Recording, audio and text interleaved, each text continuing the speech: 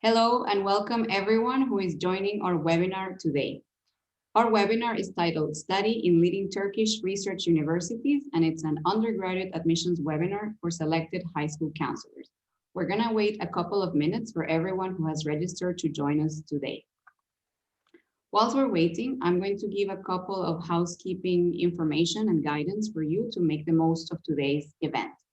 So please note that the webinar is being recorded and you will receive the video link from Zoom one day after.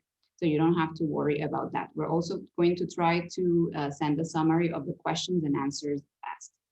Please note that your microphones are muted, so we kindly ask that you type your questions in the Q&A section that you can see at the bottom of your screen, whether you're joining us from a laptop or desktop computer or a phone. You can type your questions during the presentation in case you don't want to forget anything that you have in mind, or after we have finished each of the presentations.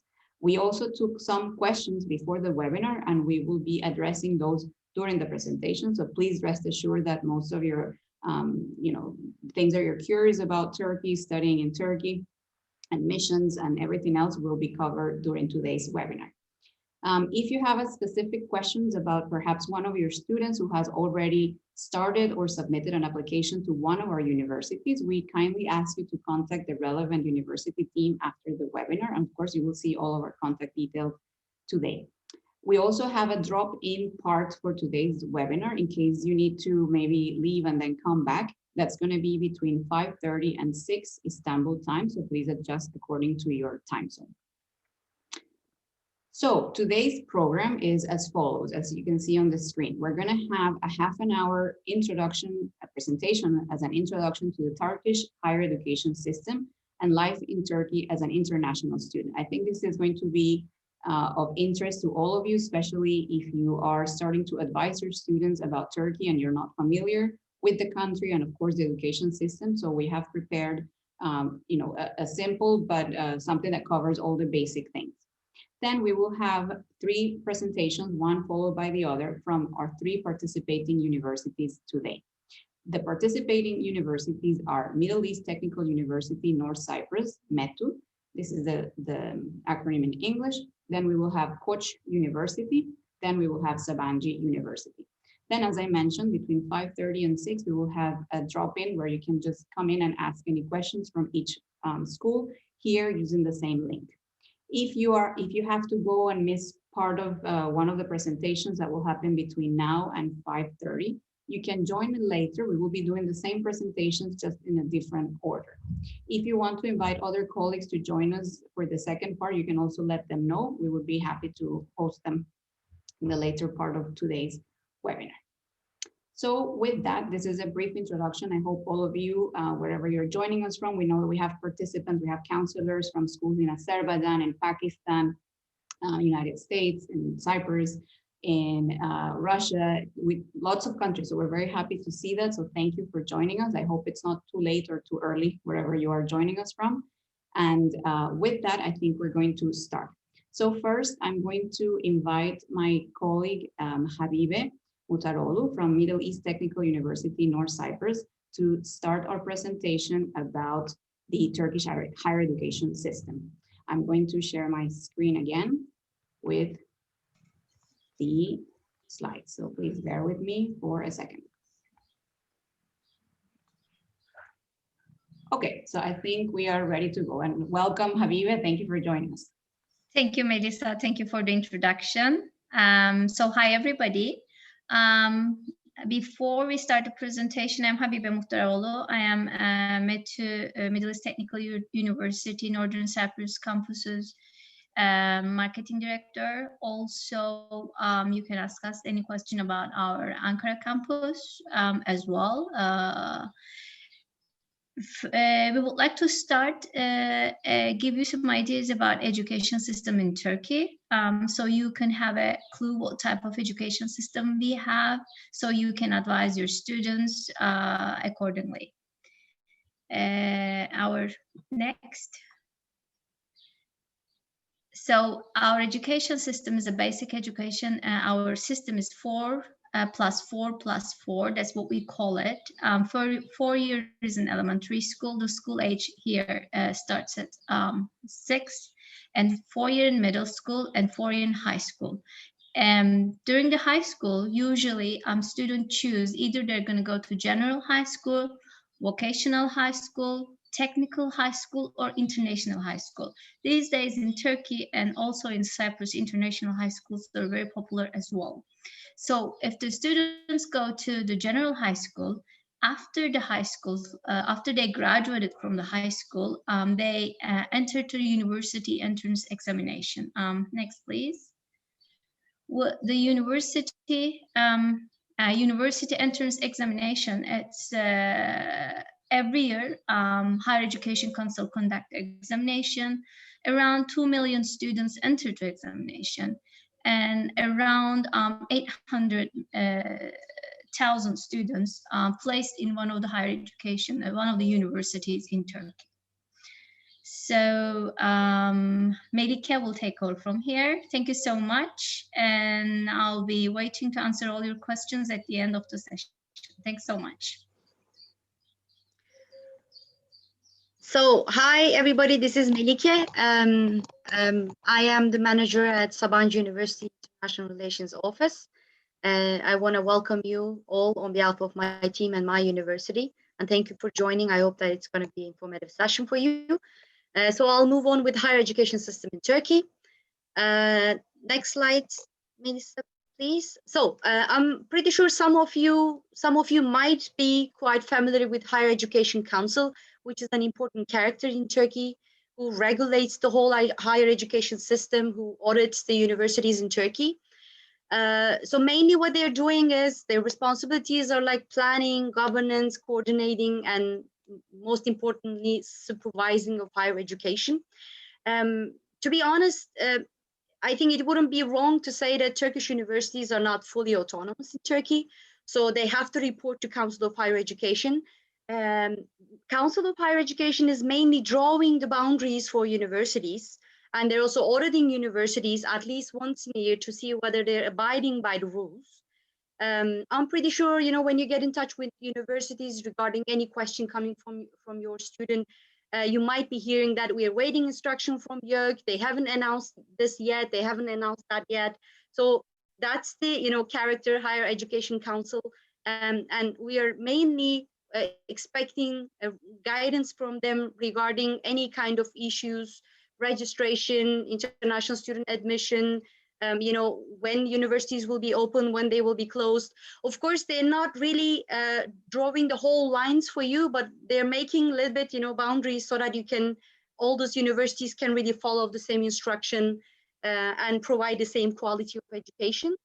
And YÖK is the main character that allows new universities to be founded. So if there's a university in Turkey, that means YÖK has allowed for the foundation of this university. That's why we can say it's the mother of all accreditation system in Turkey. Next one, Melissa. Equivalency certificate is indeed an example of these rules and regulations coming from YÖK. We thought that it's worth to mention because that's pretty much one of the main questions we get when we register international students. So what is an equivalency certificate?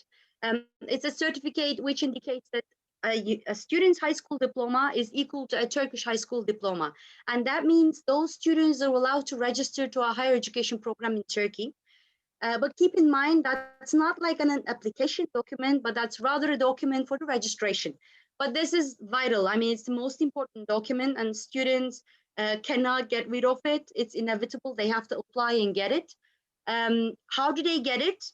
Before I get into details, I would like to let you know that universities are helping international students to get this document, because it might get a little bit complicated, especially because you don't have much option. In some countries, they can apply from the Turkish embassies. In some countries, for some countries, they have to come to Turkey to apply for it. There are really a small number of education attaché offices and abroad in Turkish consulates. For instance, recently, one in Pakistan has started providing equivalency documents, started getting application for that. but not every country has an education attaché in Turkish consulate. The second option, the most secure one, is applying to the Ministry of Education in Turkey, for instance, in Istanbul. But the tricky part of it is it takes longer here because, you know, registrations are generally taking place in September. That means hundreds of students are rushing to Istanbul to start their degree. That means, you know, they're applying for equivalency. So sometimes there are long lines in front of the Ministry of Education. But as I said, we help them. So what do they need to submit? During application, the most important thing is the high school diploma, of course, the full transcript, high school diploma. In some countries, it's the school leaving certificate or graduation exam. For instance, in Nigeria, it's the WAEC document that is needed. But of course, again, it's not a required document for admission. We just added A-level, AS-level, SAT as an example to, you know, make it clear for you. For instance, all the universities in Turkey, they accept students with AS level, but eventually we are telling our students to get minimum 2 subjects from A level because that is what is required for the equivalency application. Or your student might be applying with SAT, but SAT is an exam. It's not a graduation certificate. So we tell our students, please bring your diploma and your final transcripts so that you can apply for the equivalency certificate. Some students might not understand the difference. That's why, you know, it's worth to mention to you guys so that you can guide them accordingly. How long does it take? As I said, at the embassies, if there's an education attaché, it's faster because, you know, there are many students applying to the same country. But if it's going to take place, if they're going to apply in Turkey, then it might take a month, sometimes 2 months. But of course, universities are giving extra time so that students can provide these documents. But, you know, so that you have in mind, that's one of the most important documents, and that is required by YÖK, not by university. You know, if it were up to us, probably wouldn't have asked for this document. And this is one of the documents that gets audited when YÖK visits universities. That's why we're trying to make sure, you know, students provide this document as soon as possible. And the next one, number of universities. Well, I'm pretty sure you know that there's like foundation and public university difference in Turkey. So at the moment we have 129 foundation universities and 74 state universities. Of course, when we say foundation, these are non-profit foundation universities, but in brackets, it's worth to mention that, you know, their fees are a little bit higher than state universities. And of course, we have just handful number of universities that offer programs fully in English. That might be a little bit tricky for you guys because for some universities, you know, on the brochure, you might see that programs are taught in English, but unfortunately, it turns out that in reality, that's not the case. But you have, you know, no worries when it comes to this top ranked Turkish universities, these research universities. We offer fully in English, and your students wouldn't face any trouble regarding offering English program. And the next one, well, yeah, education system, higher education system. Bachelor programs are for 4 years, but of course, there's +1 English prep school. And students can provide international language examinations to be exempt from the prep school, which might be PTE, TOEFL, you know, some other international exams, except IELTS, by the way. If a student provides one of them with the required range of score, then he or she would be exempt from English prep school. But of course, we do also offer our own English exam. So if they don't want to, you know, waste time or spend money on it, generally during registration week, we offer English prep school exam. If they pass the exam, you know, they go right to the faculty. If they fail, depending on their English level, they get to place into prep school, again, you know, by looking at their level, like beginner, upper intermediate, advanced, etc. So it wouldn't be a problem for them. But of course, a majority of our students, you know, they do their best to pass the English prep school. That's another thing. Next slide, Melissa. I'm just checking also from my notes if I missed anything else. Yeah, number of international students. You see that as of 2011, the curve is going up really sharply. And the reason is, until 2011, we had a centrally organized university placement examination for international students, which was called YÖS. You might have heard it before. And it was, conducted by the Council of Higher Education. It was controlled by them, run by them. But after this year, Council of Higher Education decided to give this freedom to universities so that they can run their own admission, find their own students, and then, depending on scholarship, acceptance, rejection, it should be all on universities, like a system in Europe and USA. That's why you see a sharp increase in terms of international student numbers.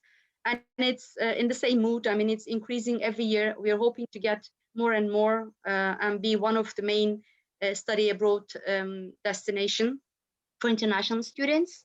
And before we get to other slides, I had a couple of notes. Let me see. So it's worth to mention the universities admit terms. So there's fall and spring, but for the ones currently in Turkey, there's only fall intake. So we get a lot of questions regarding that, because some students, when they're late with their application, they're asking whether they can register for spring, but such an option does not exist, at least for the universities located in Turkey. But I guess in Cyprus, that's possible. And students generally apply online, when they apply to a university. They can apply with international exams such as SAT, AP, ACT, and A-level, IB, but they can also apply with their local diplomas. I think pretty much every country is included in most of the lists provided by universities. They just need to check the website of each university, see the required exam list, and then accordingly, if they're fulfilling minimum requirement, they can go and apply online. And then what else? Language requirement I mentioned. Of course, scholarships are available for international students. It's mostly as full or partial tuition waivers, and award process is done at the same time as admission process. Universities may have merit, need-based, a combination of both, specifically nationality scholarship with sponsor organizations. So your students have chance to get different types of scholarship from all of these universities. I also mentioned about denklik, so I'm just not going over on that. Before I finish, one important thing about upcoming fall, it has been a crazy year, I think, mainly for the higher education. But hopefully it's going to change, because first dose of vaccination of all universities, lecturers, staff, and students is expected to be completed by September 2021. And we are hoping for a full return to campuses, or a hybrid model is being planned, but it's definitely subject to YÖK guidelines. So we are expecting anytime instruction regarding openings and how the education system will be. But honestly speaking, Turkish universities were really able to successfully switch to a full online teaching model when everything started last year. And some of them continued in full online education system. Some of them did a little bit hybrid. We also offered flexibility in terms of registering online. A majority of English language exams were offered also online. So I think we did it pretty well. And of course, we want to, get back to our campuses, because we have been also working from home for the last 1 year. I'm hoping we'll manage that, and I'm pretty sure your students will hear from us as soon as we get any information, any announcement from the Council of Higher Education. I think that's pretty much it from me.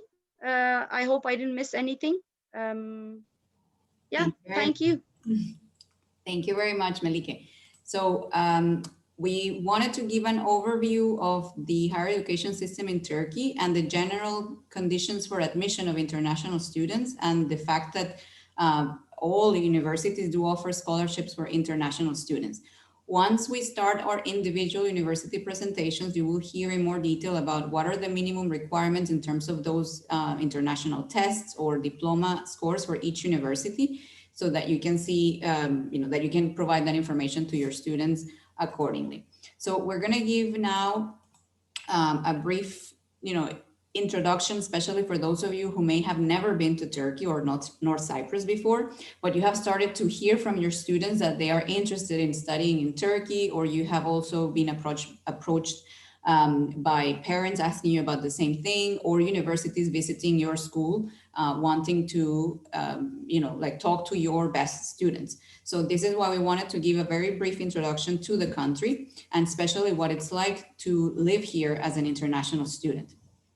So first thing that we should mention is, and the reason I'm doing this, and I'm sorry, I should have introduced myself at first. My name is Melissa Avace. I work at Koç University as the Director of International Student Recruitment. I'm not from Turkey, I'm from Venezuela originally. So also my perspective is as an international person who has been living in Turkey for the past 10 years now. I did not come as an international student, but I have been, of course, through my work in contact with, hundreds now of international students. So that's the perspective that I want to bring to this part of the presentation. So Turkey, first of all, is a middle income country of about 80 million people.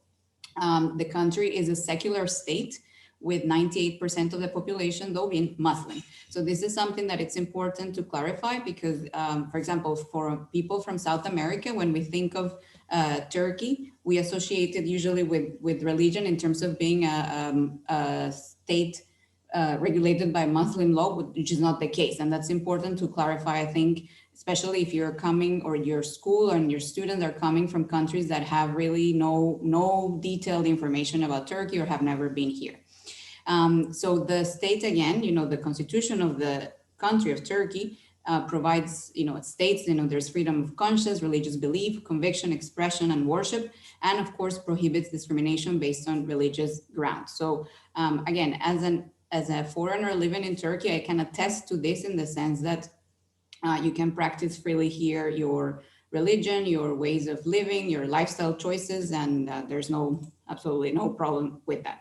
In terms of cost of life, we know that this is one of the major reasons why Turkey has become so attractive for not only education, but also health, for example, health tourism. And now education is also a growing offer of Turkey to the world. And part of it is the affordability. So when we look at the university tuitions that are available, this is both from state universities to foundation universities, you can see that they can range from $1,000 to $20,000 per year. It's a pretty big kind of range that you have there. And usually you will find better quality equals to higher tuition as everywhere else. But it does mean that it provides a very good quality education at a fraction of the cost of other more traditional destinations like the United States or Canada, the UK, Australia, and others. When it comes to daily life expenses, such as accommodation, food, mobile phones, insurance, health, books, etc., then we can also see that it provides a clear advantage compared to other destinations. Right now, by the way, if you're curious about that, the exchange rate between the Turkish lira, that's the national currency, to the dollar is 8.5. So again, people coming or students coming from abroad, they would have a clear advantage when it comes to exchanging from dollars or, for example, pounds or euros to Turkish lira and from other currencies as well. Another thing to mention, of course, and this is why I have been here also for 10 years and very happily and plan to stay longer, is that at universities, you can find a very similar atmosphere that you would find at, again, like US, UK universities, in which student clubs are a big part of university life. Every university encourages the creation and an active plan of activities every year for their student clubs. International students are usually very welcome to also create their own clubs and provide ideas. On campuses, and you have, for example, spring festivals, summer festivals, exhibitions, open air cinemas, conferences. So, most universities, especially the ones that you will hear from today, make a big effort of investing time and budget to provide a very active social life in which international students can easily integrate to, as well as specific support services for international students so that they can adapt, especially in that first year, to the culture shock that is expected of moving to a different country and in a different language. Now, generally speaking, Turkish people in Turkey and North Cyprus are very, very warm, very, very helpful people, to say this. I mean, it's a collectivist type society where helping others, it usually takes priority over other things. And from the things we have heard from our international students, we know that, you know, even if at first they feel lost because of Turkish, of not speaking Turkish, they will always find someone, whether it's one of their peers as a student, or, you know, staff members or people on the street trying to help. We have, of course, big cities such as Istanbul and Ankara that offer all of the amenities and, you know, and benefits of living in a big city as you would in any European or you know, North American capital, in terms of, you know, nightlife, culture, entertainment, and everything else. Girne, of course, in North Cyprus is also very vibrant. I have been there and I have very good memories of that. And it also offers, I think, not only cultural events, but a beautiful natural environment that, you know, it's an island surrounded by warm waters that you can make the most of even during winter. So that's a huge advantage of studying there as well. Now, we talk about the advantages, but it's also important to know what are the possible challenges that international students could face if they decide to study in Turkey and North Cyprus.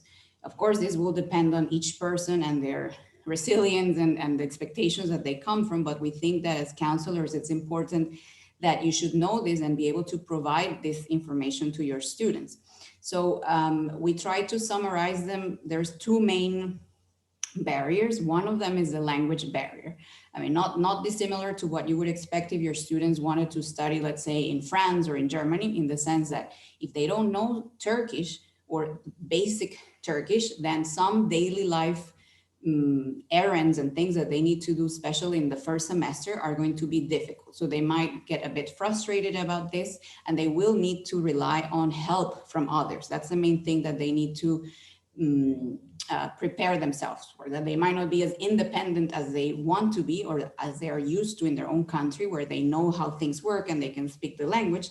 So this is why we strongly recommend to all international students that before they arrive, you know, just using free tools like Duolingo, YouTube, anything that, of course, they are very good at this, that they start to learn the basics. And usually Turkish universities, they all offer Turkish language courses as part of their curriculum that students can take as elective courses. If, of course, your students are going to study a program in Turkish, for example, at one of the state universities, then usually they do have to complete a formal Turkish language education program for more than a semester.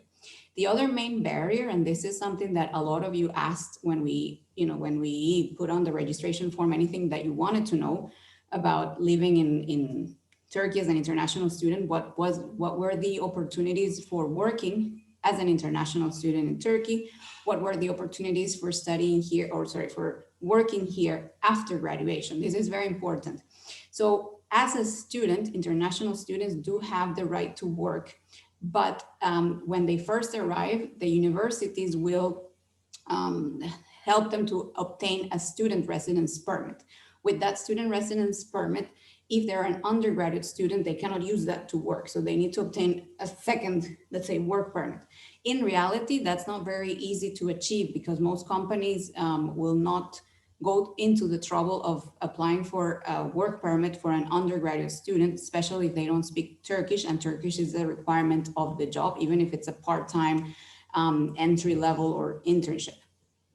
So this is something to keep in mind. So most of our international students may be able to work, but they're working remotely. And this is why it's also important that they should not rely on working part-time during their studies to cover all of their living costs in Turkey. Once they graduate, though, the situation is different. By then, most students would have learned a sufficient level of Turkish.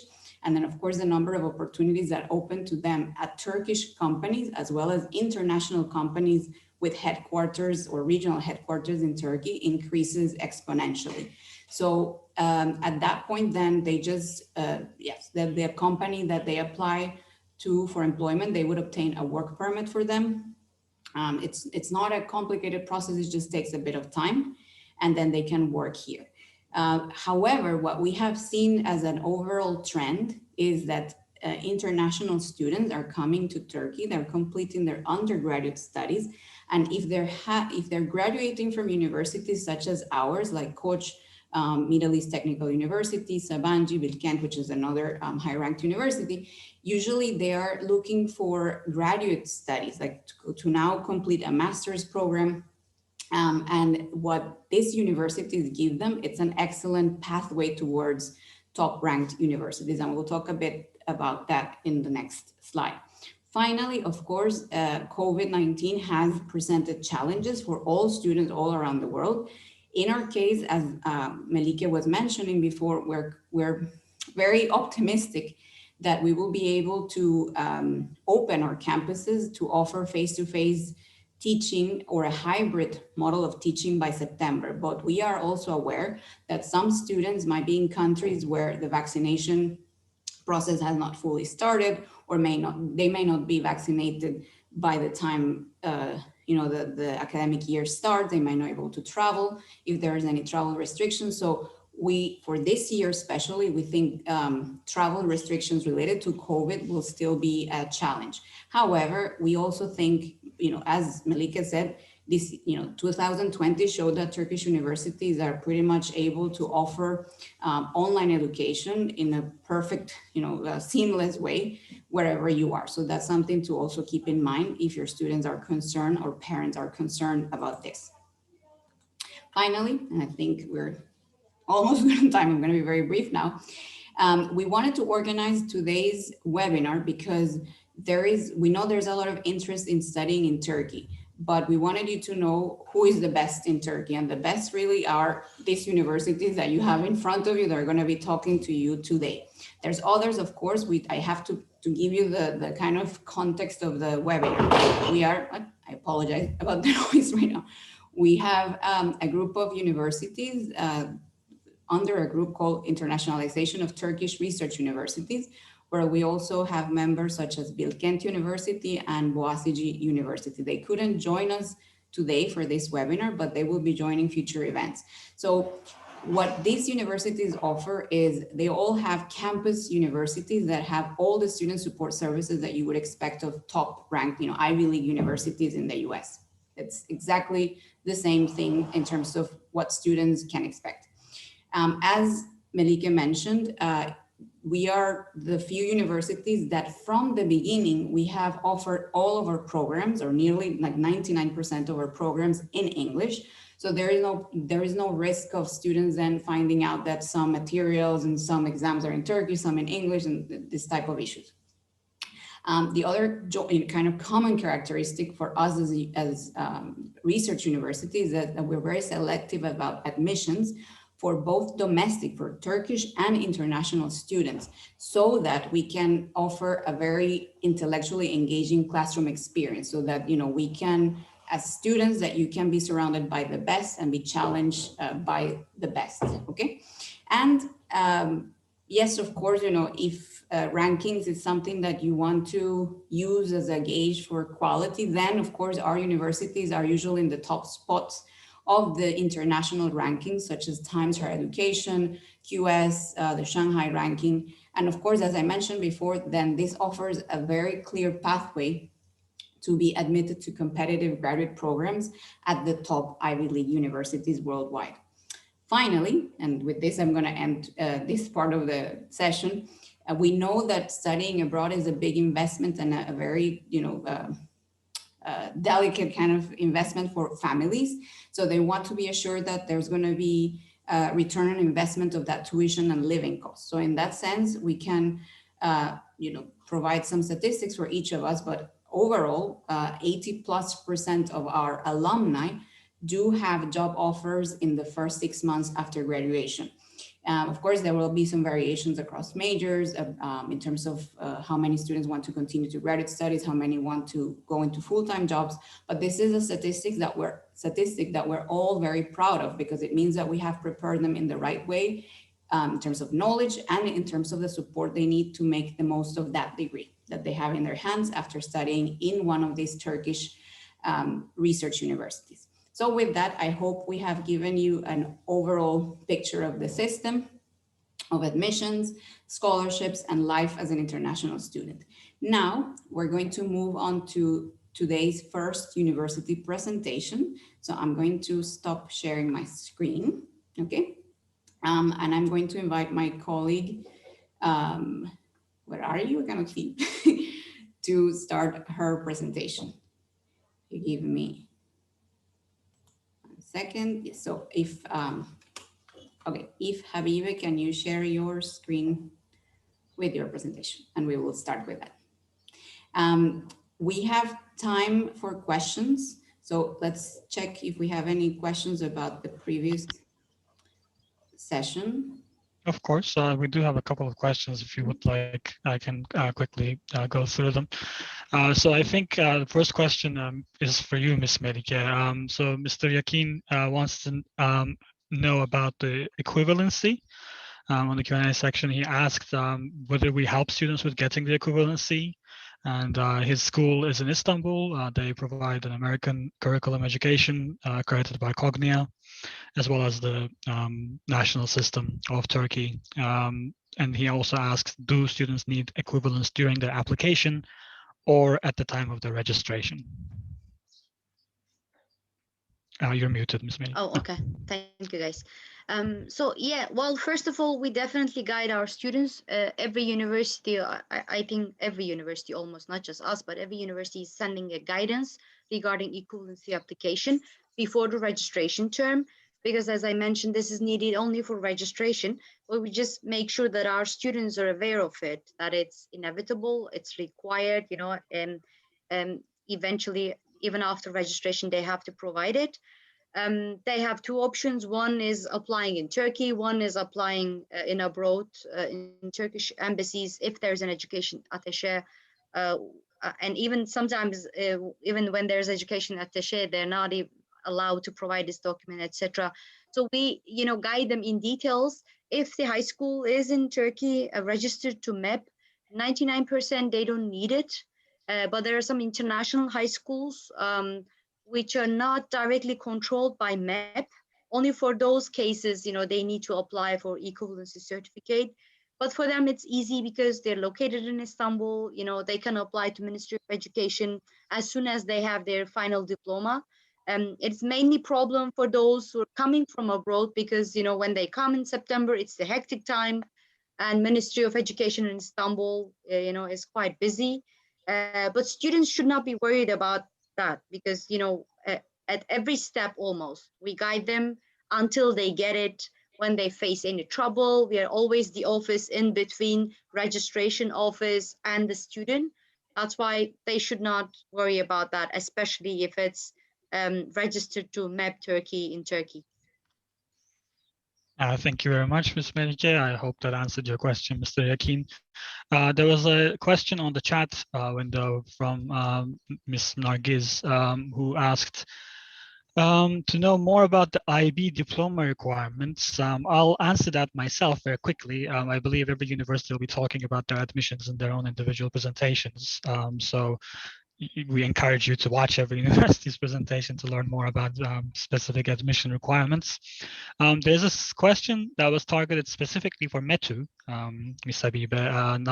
Ms. Najwa wants to know whether students are allowed to apply to every campus or just the Northern Cyprus campus.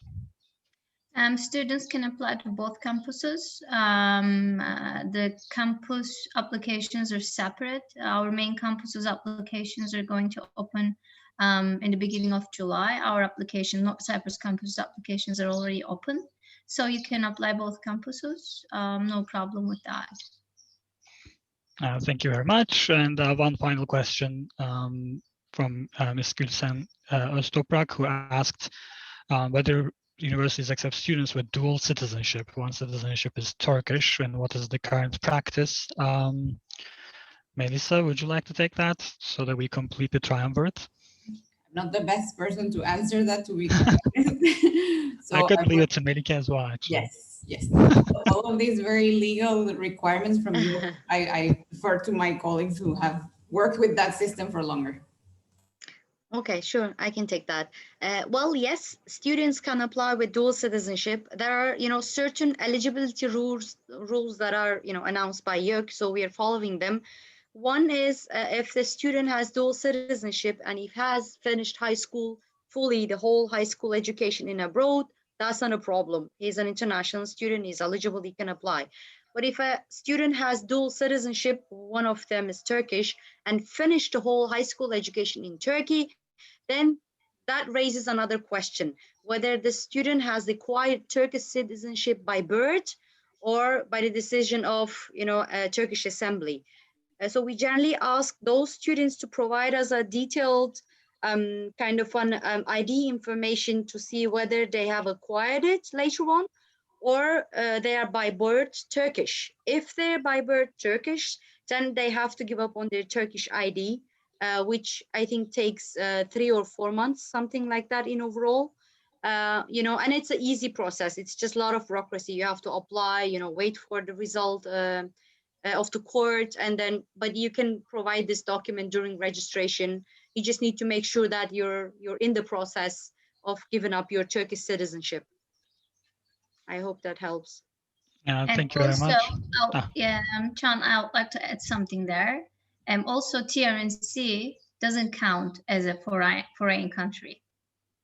So TRNC is not a foreign country, according to YÖK. So if the student finish up the high school in TRNC and as a Turkish citizenship, it doesn't count. There's one final question. Sorry, TRNC refers to Turkish Republic of North Cyprus. It took me a while to understand. Yeah, sorry. Okay, that's okay, because since Gülsen asked the question. And there's one final question. Oh no, there's more questions coming actually, I believe. From an anonymous and mysterious anonymous attendee wants to know, Ms. Habibe, if it's possible to permanently transfer from your North Cyprus campus to the Ankara campus for students. It is. After completion of the first year with the high CGPA, yes, it is possible. They can apply for transfer. And each and every program has its own requirements. So, and those requirements changes by yearly. So it's not, it's not written on the stone, but so many students does it. And a lot of students, they do it. So it's doable. And Ms. Gülsen says, hi, Ms. Habibe. And she also is following up her question by asking, even if students are from a GCE school. And I believe she means this like specifically for Cyprus, most likely. Yeah. So I'll leave that to you. Yeah, still Gülsen, we're still working on it. But unfortunately, if the student from the GCE school and has a Turkish citizenship, still cannot apply to Turkish universities. Some of the universities, unfortunately, do take them, but it's not legal. And according to YÖK, it's not. If the student is a Turkish citizen, as Melike said, by birth, and then study all high school in Turkish Republic of North Cyprus, he or she cannot apply with GCE results unless he or she gave up the Turkish citizenship. Habibe, by the way, we have been having, back and forth emails with a couple of families in this situation. They're making a lot of pressure to Ankara. Yeah, we are in the same situation. Yeah. So it's been discussed. We might anytime get an update regarding that situation, which might change the whole eligibility procedure. Actually, Melike, we're pushing in our part to Turkish higher education, Republic of Turkey's, Republic of Northern Cyprus's higher education council. They have to push it forward to YÖK, and they will have a new announcement, hopefully. They're doing it right now. But last year they did it again and it did not work. So I'm not very hopeful. Yeah. So what I'm recommending it to the families, if they have a TRNC citizenship as well, just, they should drop their Turkish citizenship if they want to do it that way. That would be more guaranteed way, otherwise it's not guaranteed. We're still waiting for someone to do something, but it's not, it's not guaranteed. Exactly. And those students can also get blue card, which gives pretty much the same rights as a Turkish citizenship, as far as I know.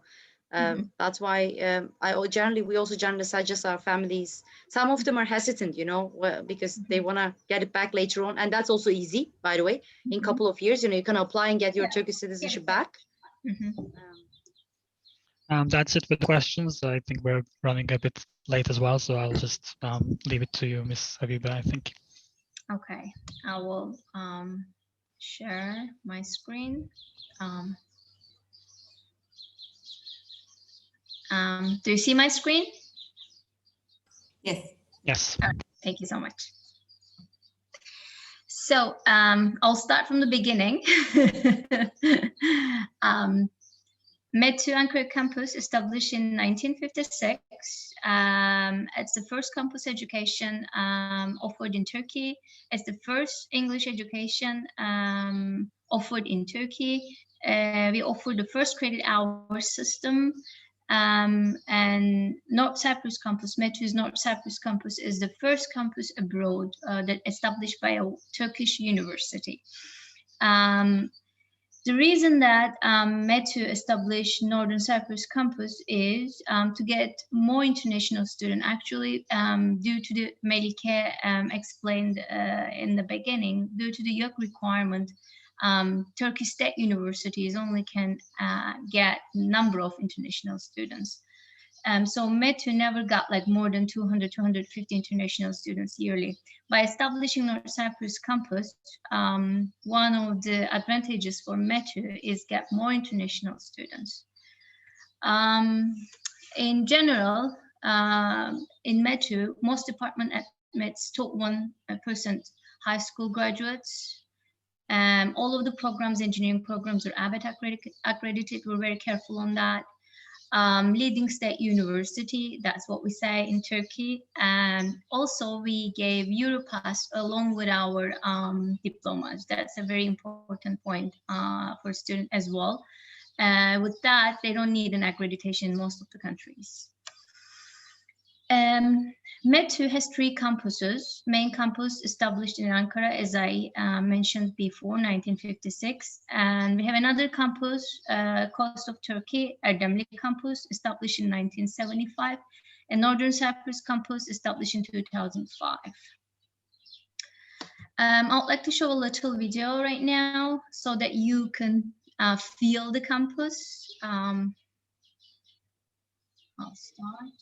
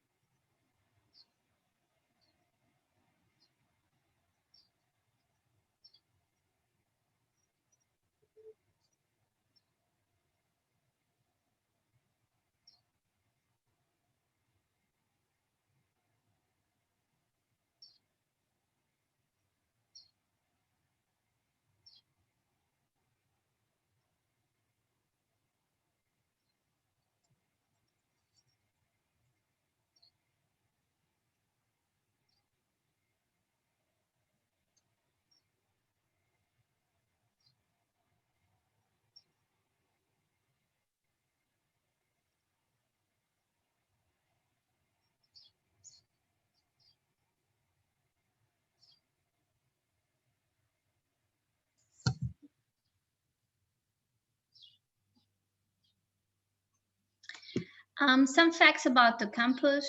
We're located in Cyprus, established in 2005. We have scholarship on admission. We offer 25, 50%, 75%, 100% scholarships.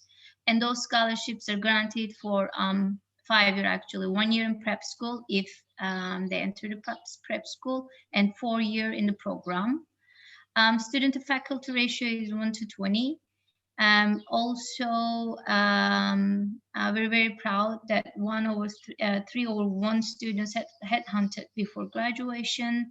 We have 3 dormitories in the campus right now. We have 7 engineering, 4 economics and administrative sciences, and 3 educational humanities programs offered in our North Cyprus campus, and more than 50 programs, undergraduate programs offered in our Ankara campus.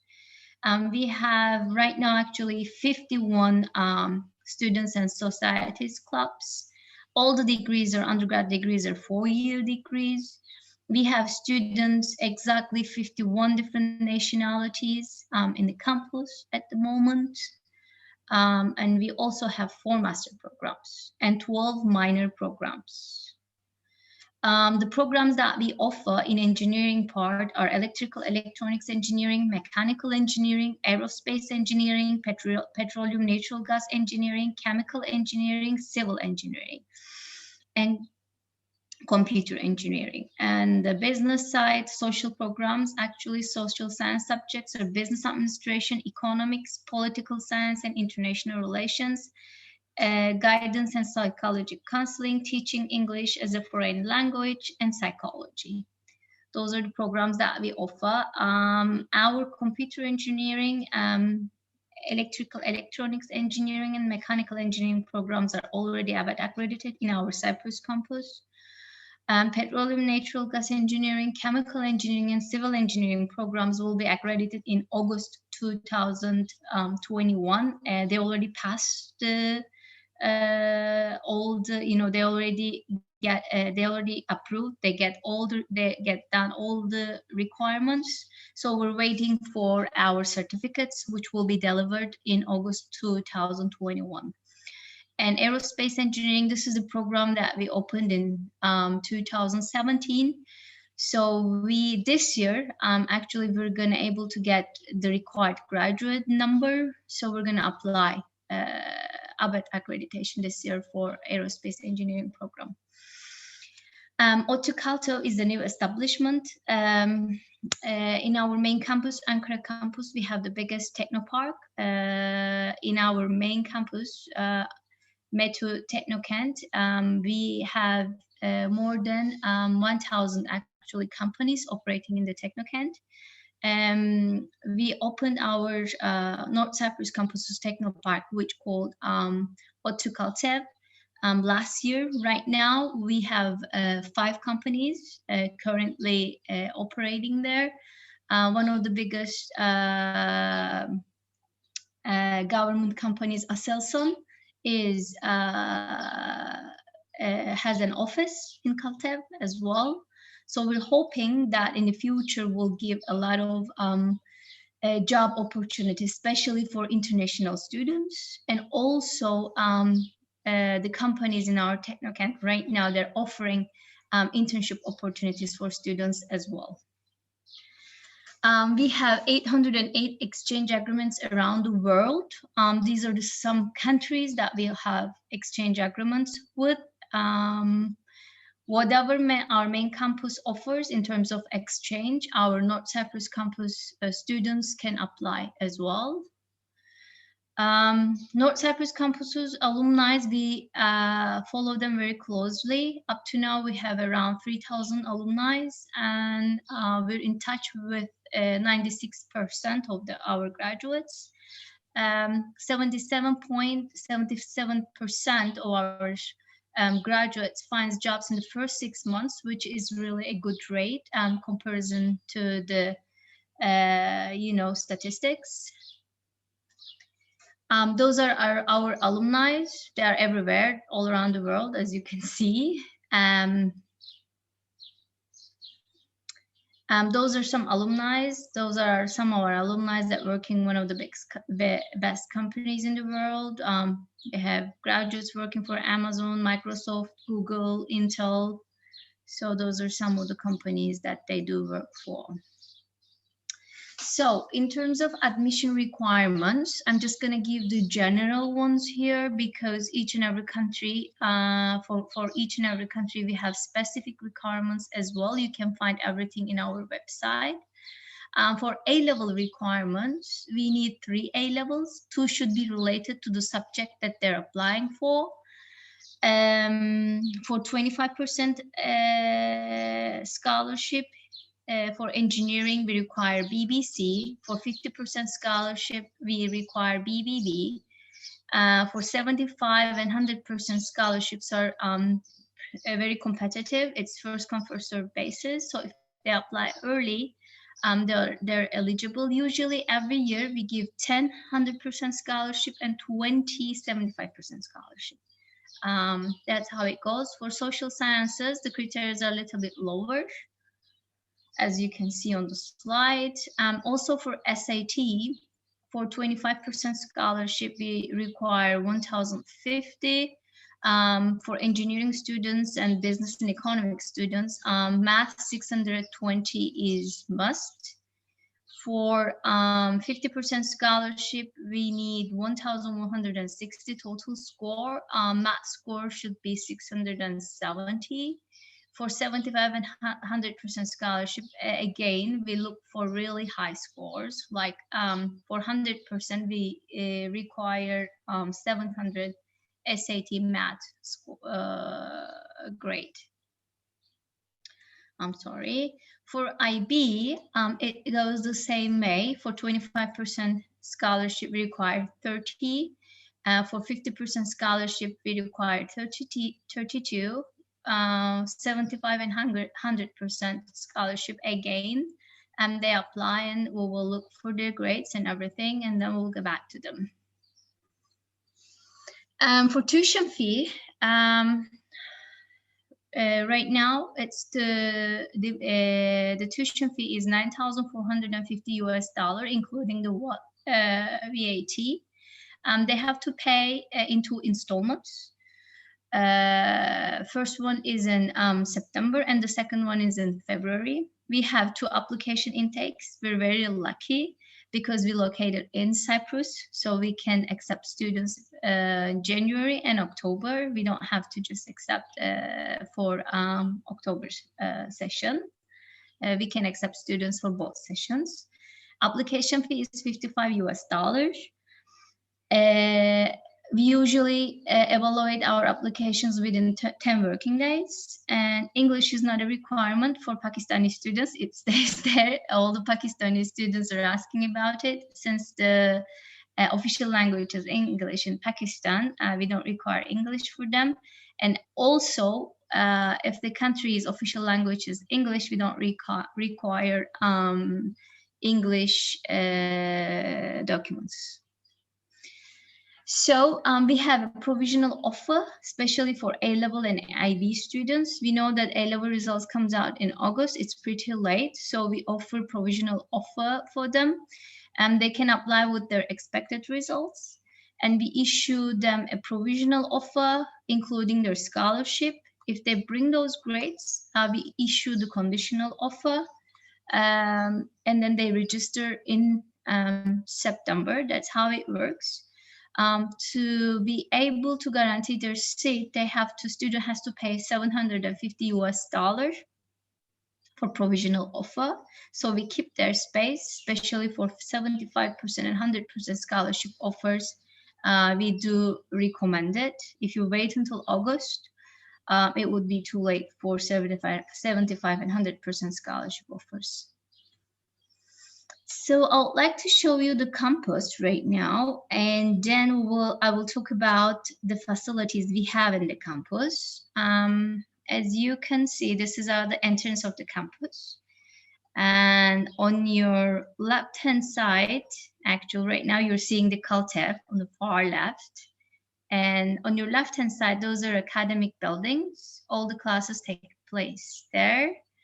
And if we on the, yes, if you keep going, you can see on the right hand side, you can see our dormitories. Right now we have 3 dormitories, and one of them, the 4th one, is building actually very far side. The dormitories, we offer single rooms, 2 bedrooms, and 4 bedrooms. So depends on the student's preference. They can pick and choose the rooms. The room ranges between $900 US, actually right now $750 US, and it goes up to $2,000 US. So it depends on the room you choose. Right now what you're looking at is our social areas. We have the cafeterias and everything in there. As you can see, our sports center on the back, far back, we have swimming pool, tennis courts, beach volley, walking tracks, and inside the indoor sports center, we have squash area, we have indoor running track, we have fitness center. It's one of the best in the island.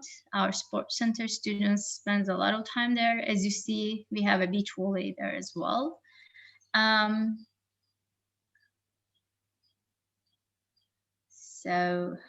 we have a climbing wall there. Students use it often. And at the far side, as you can see, this is our guest house. When students' families are visiting, they can stay there. We have 45 rooms there, and renting them is pretty cheap. Usually families stay there and spend time with their kids. So that's about it. Thank you so much. So I would like to give you a brief idea about the fees that you're gonna see inquire. The student has to pay for semesterly, so you can guide them correctly. If the student is non-scholarship, if you don't offer any scholarship at all, the total fee per semester, including the dormitory, 4-bedroom one, it's $5,807 US. This is tuition, dormitory, and also registration fee. That's it. And keep in mind, the student needs around $200 US per month for food, books, transportation, everything. It's more than enough in Cyprus. So for one semester, if you think that semester is 4 months, the student needs around $6,600 US per one semester, including everything. If the student is 25% scholarship, including registration, tuition, dormitory, they need around $4,627 US for one semester, including everything, plus 800 for foods and transportation and books. If the student is on 50% scholarship, they need $3,447 US, plus 800 again for foods and everything. If the student is on 75% scholarship, they need $2,267 US plus 800 for food. If it's the 100% scholarship, they only pay for dormitory and registration fee, which is $1,082. So this is our tuition fees, cost and everything. We also offer academic success scholarship. It is either if the student is about 3.5, we offer $60 US per month. If the student has 3.75, it's $90 US for every month for 10 months. We also have a sibling discount. If the student, if 2 siblings are registered, we offer one of them a $3,000 US discount. We also offer assistantship in our departments in the campus. The students can work around like 10% of our students are working in the campus, but it's just the food money. It's not a big deal. They earn like around like $30–40 a month. So it's not enough to support themselves. It's just the, pocket money. And we also offer exchange with our main campus. This is not a transfer, this is an exchange. If the student wants completion of the first year, they can do either semester or year in our anchor campus. So if you want to study at the top class university in modern high-tech facilities with affordable cost, as you can see, I showed it's very affordable, with the long-term benefits of METÜ heritage and after graduation, become a METÜ'an. We're here. You can apply directly on our application system. It's apply.ncc.metu.edu.tr. We will get back to you in 10 business days. If you have questions, I can answer it. My presentation is over. Thank you so much for listening. If you have any questions, please. We do have some questions for you. Can would you like to moderate?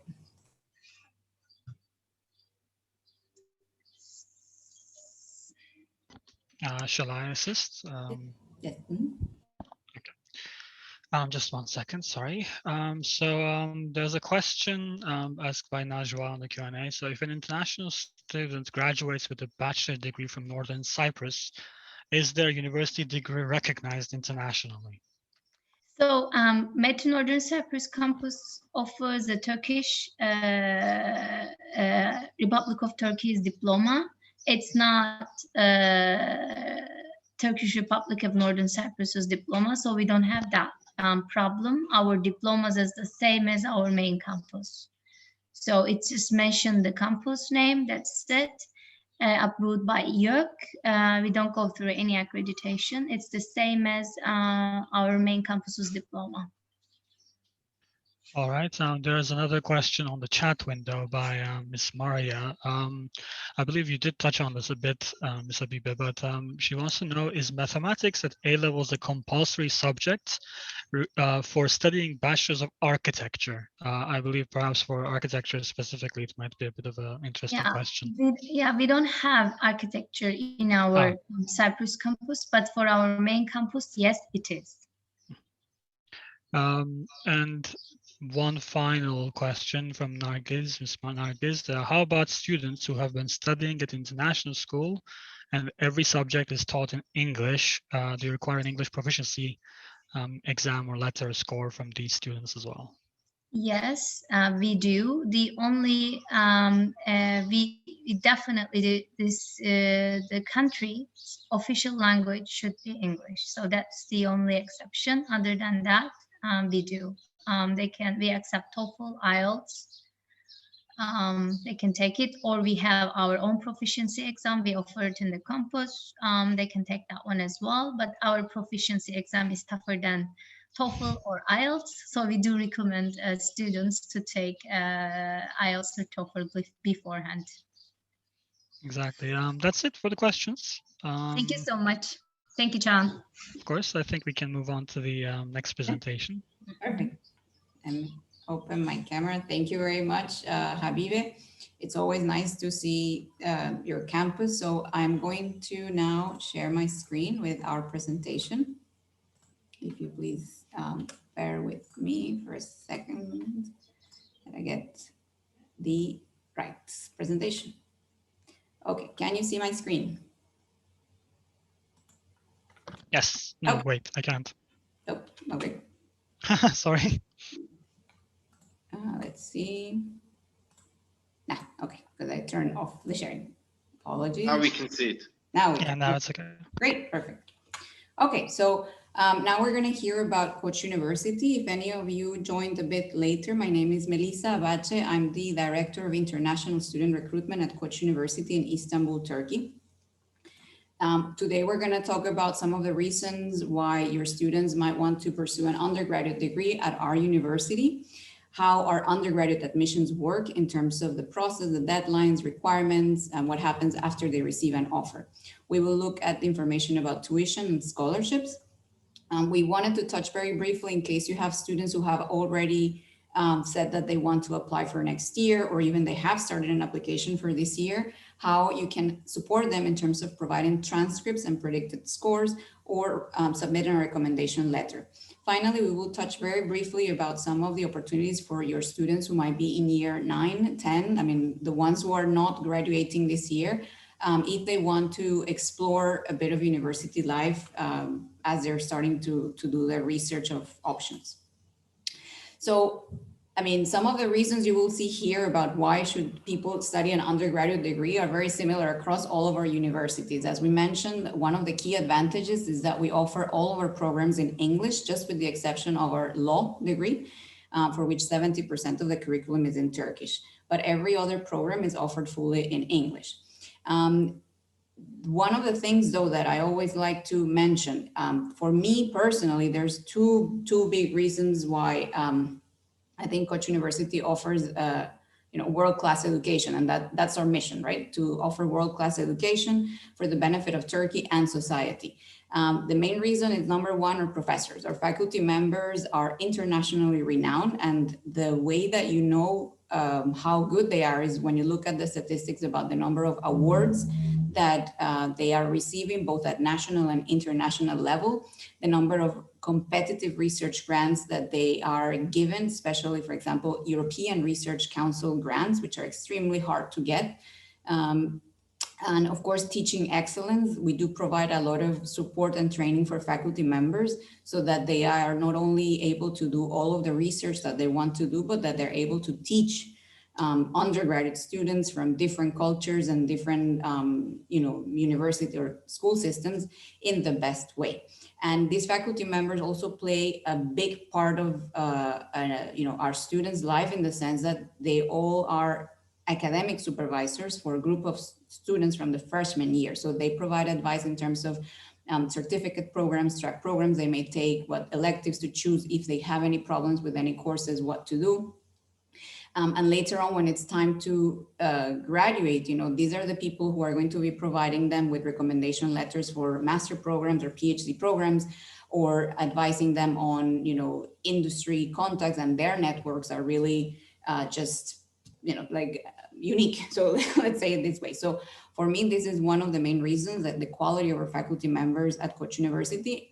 And importantly, it's not like we could say Koç University is great at this or that. The fact is that the university has invested the same amount of time, effort, and budget to make sure that all of its colleges or faculties are equally well positioned in terms of teaching and research excellence. So this is why, as you can see on the screen, we can say we're the only university in Turkey with a medical school that it's also it exists alongside colleges of very high caliber. In Turkey, as well as in other countries, you might know this, certain universities become well known for being, this is good at medicine, this is good at law, this is good at architecture, etc. We don't have architecture, by the way. But I think we are unique in that sense, in that all of our colleges are really excellent in terms of teaching and research. Now, the other second reason why I think it's great to be a student here, and I wish I had studied here, is that freedom is the guiding principle. Freedom in terms of how students can design their undergraduate journeys, the 4 or 5 years they're going to be here. Yes, they have to choose a major, but after they choose that major, then it's completely up to them what opportunities they want to take in terms of, again, doing minors, double majors, doing exchange, doing internships, participating in student clubs, being part of student government, like everything. There are very, very few things that are prescribed or mandatory, and those are usually because of national regulations, as Melike was mentioning from YÖK. But other than that, we want to say we provide you with the menu of options that you have here that you could expect at the best universities worldwide. It's up to you to now take those opportunities. So the other key element here is, as we said, it's a selective admissions university. So we are, we are being selected by some of the best Turkish students in terms of their ranking in the national university exam. And that means that it is a very vibrant classroom environment. It's not shy kind of, it's not shy people that's going to be your classmates. And that's how I defined Koç University students. It's like even though they choose, for example, to be a doctor or to study computer engineering or industrial engineering, that's not what defines them. So you would see doctors, doctor students who are also doing double majors in business administration and who are presidents of the eco-politics club. I mean, that's the combination and the kind of well-rounded students that we're looking for and that we try to nurture during their 4 or 5 years at the university. So this is, of course, guided by a liberal arts education philosophy. So in that sense, we offer a 4-year curriculum, 6 years for the medical program. This is standard for most universities, as we saw before, but we do offer a core program of in the freshman year, in which students have to take courses that might not be related to their major. So you would have areas related to natural sciences, humanities, aesthetics, arts, and applied science, so that they again become well-rounded individuals who are able to critically assess the information that comes to them through all other courses and all other sources that they will see during their years. We also have, the freshman year is really crucial in university life because it kind of defines your path afterwards in terms of a successful university degree. So in that first year, we offer a mandatory 1-credit orientation course and a series of seminars called Univ 101. This is delivered by several units at the university and our academic and life skills office. So that really is a key part of the experience at Koç, and being, recognizing that transition to university is not easy, even if you're a domestic, a Turkish student, and you need support to have the right tools and skills to cope with, time management, stress management, reading a lot of materials that you will have, working in teams, communicating effectively, taking leadership roles in student clubs. All of these are things that our university wants to support students with. I will talk a bit about all of the different this menu that I was talking about, all the different options that we provide to students. Here you can see the undergraduate degrees. We offer a total of 22 undergraduate degrees at Koç University, all in English. As I mentioned, the only ones that are not fully in English, it's our School of Law, our law degree, which is an LB degree.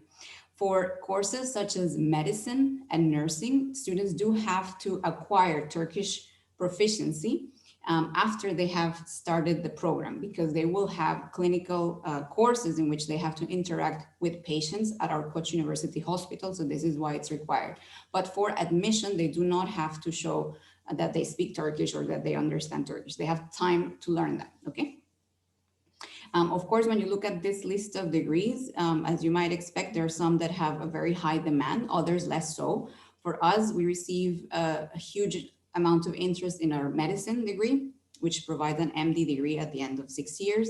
Also computer engineering, really all of our engineering fields, business administration, psychology.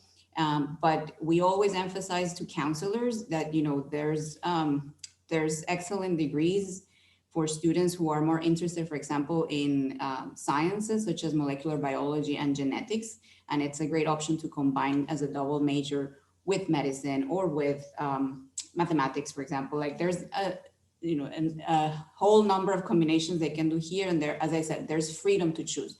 They're not bound by the college that they're in. So a computer engineering student can do a double major in history, or if they want, they can do a minor in economics. So there's no reason not to. There's some GPA requirements, of course, and they have to have completed 1 year of their major program. But after that, it's up to them. And if you don't see a specific kind of specialized degree here, they do still have the option to become specialized in that area through track programs. So for example, in the College of Engineering, you might specialize in mechatronics or robotics, in service operation, financial engineering, digital communication. So it really, once they have completed the first year, they have a better idea of what they're interested in. And they can start to then take specific courses that at the end will be able to give them that track program certification. We also have certificate programs. One of my favorite is PPE. This is a classic at UK universities, and really it's a great kind of thing to do, become well versed in. So this is something that we also offer to all students. They don't need to be in our, for example, in our College of Administrative Sciences and Engineering. Also cognitive and brain sciences, it's a hugely popular field right now, not only for people in psychology or medicine, but all across different disciplines. So we see more and more students taking up that program. We know from the questions before the webinar that many of you wanted to know about our School of Medicine. We are planning to do in the fall another webinar specifically about that with some of our professors and students. But the main thing to know is it's a very small School of Medicine in the sense that it's our newest college at the university. We want to keep the number of students very small as well. So we are talking about 40 to 60 students every year. This includes Turkish and international students. There are scholarships available for School of Medicine. And after they graduate, the degree is also recognized in the United States by the ECFMG and Graduate Medical Council in the UK. We also provide them support to train for the different exams that if they want to do their medical residency in the US as well. The main resource though is that we have our own hospital, the Koç University Hospital, which was opened in 2014. And in 2019, we also opened our research center for translational medicine. It was a huge investment from the Turkish government to support, interdisciplinary research that will lead to applicable applications of medicine and engineering and all different fields in here. And it's a huge opportunity for medical students to get exposed to that during their undergraduate studies. The key word for our School of Medicine is research. It's extremely research oriented, and that's the type of students they're looking for, who are very intellectually curious and that have students who have demonstrated curiosity and started to dabble in research activities, qualitative, quantitative, at the level that they can even from high school. Here, as I was mentioning, of course, we want to make sure that they do well in terms of their academics and their curricular activities, but the extracurricular support is, as you would expect from top universities in the US, from the first year, even before they come, we do have a newcomers office that organizes all of the orientation activities for freshman students, both Turkish and international. We have an excellent Office of International Programs that manages all of our exchange programs with about 300 partners around the world, most of them in the US and in Europe because of the Erasmus program facilities that Turkey has. And yes, of course, we do offer accommodation and dormitories. So we have dormitories in our main campus, which means that you walk to classes in about 10 minutes from your room, which is excellent. But we also have a West campus, which is about 10 minutes by shuttle from our academic and facilities. These are all available. And what I want to say, the students shouldn't panic about not having a space in their freshman year, the first semester, because we do guarantee space for all new students, Turkish and international. There are some forms to be filled out, but we can reassure our students that they don't need to panic about that. If they do not wish to stay in our student dormitories, then there are a lot of private rental accommodation options near campus in the district in which we are located, called Sarıyer, on the European side of the city. As I was mentioning, of course, we give students a lot of options and menus and support to do the most during their 4 years. The result of that is reflected in our alumni employment and placement statistics. So we do a survey every 2 years where we ask, for example, the students who graduated in 2018, where are they now? What did they do right after graduation? And one thing that for us it's very important is, for example, when did they get their first job offer out of those that were actively looking for a job? So 82% of those did get a job offer, in some cases more than one, before or just during the graduation period in the summer.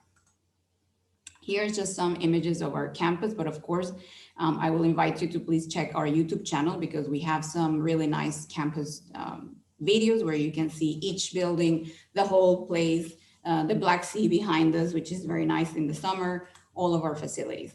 As a student, where we see most of our students spend their time is at the library, to be honest. And so our main library the main, I think for me, the most important thing is that besides the study spaces and resources, it's all the training, seminars, webinars, one-on-one trainings that they provide students about how to use library resources, databases, how to access different journals, how to do referencing, how to be registered as a researcher. So all of this is something that they get exposure to as an undergrad student.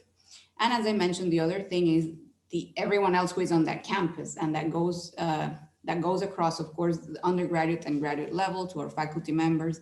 It's just very intellectually engaging community because, as I said, they're not one-sided individuals. They usually have several interests, and they learn to manage their time well to be able to manage those different interests successfully. Of course, coming to Turkey, if you don't speak Turkish, can be hard. We do offer a series of social and cultural integration activities. They're all coordinated by a specific team called International Community Office, and they are doing an excellent job at that. And every year they come up with new ideas. They do a lot of trips, for example, in Istanbul, outside of Istanbul, to get international students to know Turkish students, meet each other, share their culture, and share their experiences outside of the classroom. It's a lively campus, so especially in spring and summer, we do a lot of outdoor activities. I'm really looking forward to going back to this in September. We have been away from our beautiful campus for more than a year now, and we sorely miss it. Finally, we know that for some families and students, rankings might be the first place they look at in terms of how to choose a university. In that sense, we understand that, even though it might not be the best gauge of fit for them, what university will be the best fit. But in that sense, then we're performing very well, as are other universities here today. One distinguishing feature, though, is that this year we received the Triple Crown accreditation for our Graduate School of Business and our College of Administrative Sciences and Economics. So if you have students interested in our economics, international relations, and business administration programs, that's a very reassuring kind of sign of quality that we're now one of the very, very few universities around the world that have this triple accreditation. As I mentioned, because we're research-focused universities, we have we invest a lot of money in terms of laboratories, equipment for the laboratories, research centers, research forums, support services, technology transfer, incubation center. And these are all things that you may associate with more master and PhD students, but actually all of our undergraduate students have the opportunity to start working as research assistants at some of these 223 labs from their second semester even. If they start asking questions and finding professors that they're interested in working with, most of them are doing that in their first summer. And there are, of course, some areas in which we have now a world level kind of impact in terms of, citations of researchers from our faculty members. And these, as I was mentioning, it's not just one area. Here you can see, a wide range of areas in medical, health sciences, computer sciences, energy, social sciences, humanities. So that's what characterizes us. Now, I hope let me check the time. Okay, to rush a bit, but here it's how it works in terms of our admissions. Because we are in Turkey, we are, of course, bound by the regulations from YÖK. So we do have only one intake, which is in the fall. We usually have 3 deadlines. We have now passed the regular one. So for this year, our final deadline is the 2nd of July.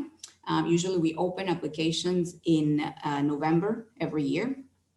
Everything is, of course, all the documents and information are submitted in our online application system, and students are able to choose up to 3 programs in order of priority. So, for example, if you have students interested in medicine, our recommendation is make sure that they include maybe a second and a third program that they would also be interested in.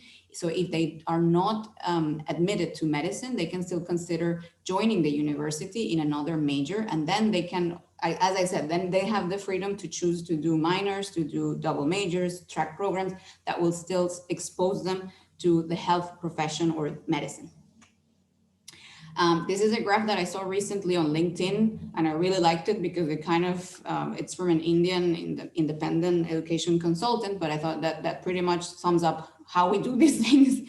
So the key word here is that we, our admissions process is quite holistic. So it's not based just on one element such as standardized testing or GPA. It looks at things like extracurricular activities, motivation letters, of course, the transcripts from high school and the grades and subjects taken, letters of recommendation, and in some cases, such as medicine, also interviews. Now we have the technology to do video, like recorded interviews, and that's how it's working from this admission year onwards. What you see on the left side, it's not that dissimilar to this is referring to India, but actually in Turkey is not that different in the sense that it's Turkish students are very used to a single entrance test for college admissions, and they prepare for 2 or 3 years for that intensively. So they might not be very familiar with this type of admission. So what we see is that applicants to our university, sometimes they put a lot of effort in obtaining very good, standard test scores such as SAT or ACT, but then they don't pay enough time and attention to other elements like their motivation letter, how to present their full picture of who they are through their extracurriculars, and simple things like how to present their transcript. So I'm going to give a couple of tips about that a bit later. So because I know most of you were also interested about our medicine admission process. So our admissions works in this way. The student submits their application. There is a document check from our registrar's office to make sure that first they're eligible to apply as an international student. And we saw some of the questions before about, if you have Turkish citizenship by birth or not, if you studied abroad or not, etc. After that check is done, then it goes to our college admissions committee, which is made of deans and associate deans in each college. In the case of medicine, they also want to see an online interview. So that's the only different thing. And after that, they communicate the decision to our registrar's office. So they will let them know if the student has been admitted fully or conditionally. This is again the case if they have applied with predicted international baccalaureate or GCE A-level grades. And the letter also includes what is the scholarship that has been awarded to the student. And I will explain about scholarships a bit on. After they have received their offer letter, if it's a full offer, they can pay their tuition deposit. And then our registrar's office will provide all the information to complete their matriculation form. We talked about the denklik, the high school equivalency letter, which is so important to obtain before enrollment week. And then we have the enrollment process. Last year, for example, this was all done online. This year, it might be a hybrid. Some students may be able to do it online and some of them on campus. Here we can see our minimum exam or diploma scores. The main point here is that students just need one. So for example, if your students are following the IB curriculum, they do not need to provide an extra kind of SAT exam, like their IB final or predicted grade is enough. Another question that we have, I took out from here on purpose, SAT2 subject tests are also eligible because they're no longer offered after this month.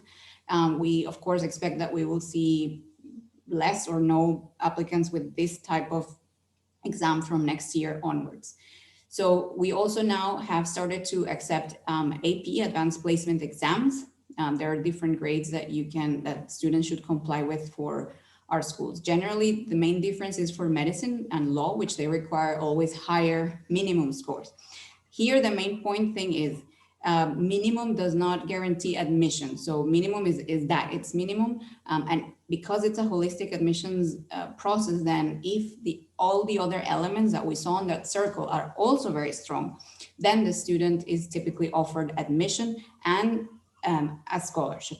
We don't have specific cutoff scores for admission or for scholarships because the decisions are made by our deans, and sometimes they will, for example, they will give more weight to a very, very specific element of an applicant's file, such as having won a national level competition or having completed specific courses online, for example, that are relevant to that degree. So that's why, we have never kind of had minimum cutoff scores. I know it's frustrating for you as counselors and for students who want to know, if I have this score, will I be admitted? Or if I have this score, would I get a scholarship? Unfortunately, we cannot give a clear answer to that.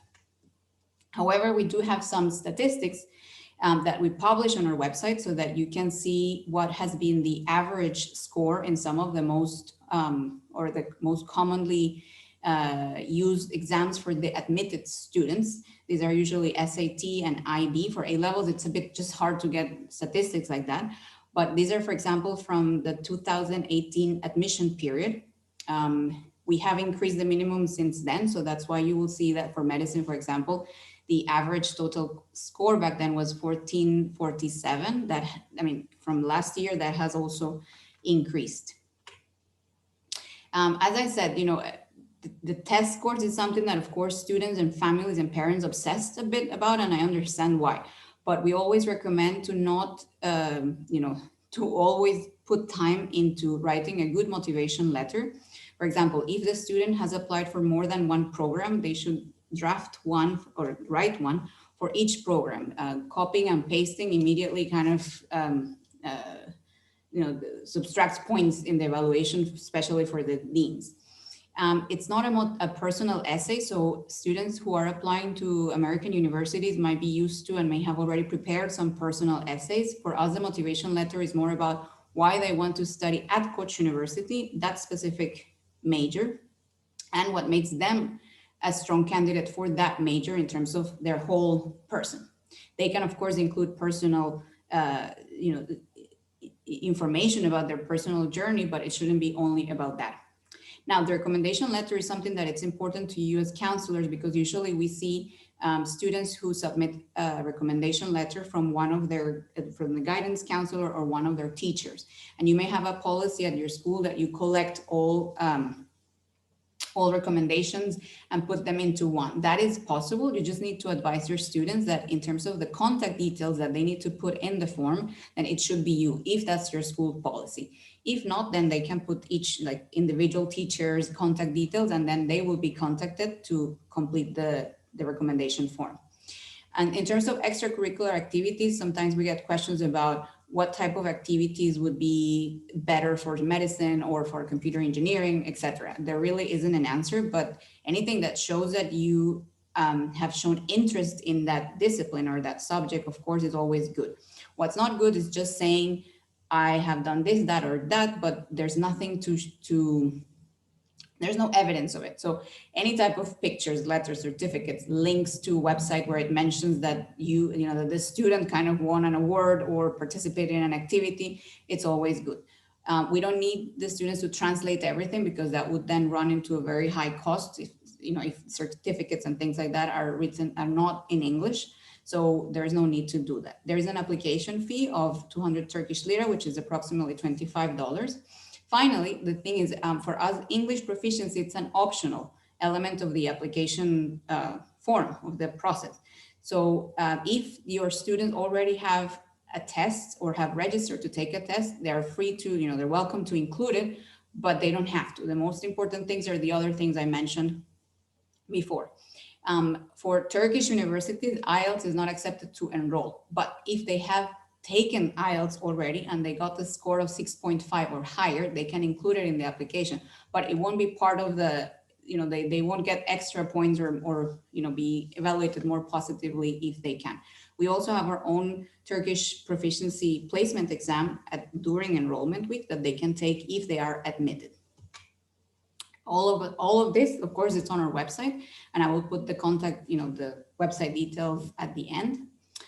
To look at tuition, this is our tuition for international students. If they don't have Turkish citizenship, they pay the tuition in US dollars. It's $19,500 for this upcoming academic year. For medicine, it's $26,500. If the students have Turkish citizenship, they have to pay in Turkish lira, and the tuition is 150,000 Turkish lira or 202,000 Turkish lira for medicine. This is not the same as the Turkish student tuition for the students who enter through the Turkish University central exam. So this is something important to know. If you want to have an idea about costs, again, we are talking about an annual budget of between $24,000 to $27,000. Annual meaning 10 months for 2 semesters. That includes tuition, dormitories, foods, book, and travel. When we come to scholarships, of course, very important. please know that it's a very straightforward process, especially if you compare it to the US or even the UK. So when students submit their application, they will be considered both for admission and for scholarships. And the scholarship decisions are done by, again, the college committee, so deans and assistant deans. So the letter they get, they will say if they got 0 scholarship or 50% or 100% scholarship. And that scholarship only covers tuition, so it doesn't support other expenses. And they are valid for the duration of studies. What cannot be done is, for example, if a student is awarded a 50% scholarship, even if they're the best student in the whole university in terms of GPA, that scholarship cannot be increased to 100%. Or if they were admitted with 0 scholarship, it cannot be increased to 50% or 100%. There are some kind of emergency support funds for students who fall under very, very hard financial hardship. And our Dean of Students is responsible for evaluating those on a case-by-case basis. So very, very, very quickly, yes, of course, you can help your students in terms of providing predicted grade transcripts. This is very important. And we have all of this guidance on our website as well. You should give them the letter, but if your school policy is not to provide the predicted grades to the student, then you can email our team and we will upload it to the student's application. However, please note that they will be able to see it. So, you know, in that sense, we know that that might not be what you want, but it's the system that we have in place. And finally, as I said, what students are going to be asked is to put the name and contact email of the person who's going to submit a reference or recommendation. So if that's you, you would get an email like this, where you just simply click on a link and you provide information about your school, how have you known the applicant, and you can write your recommendation.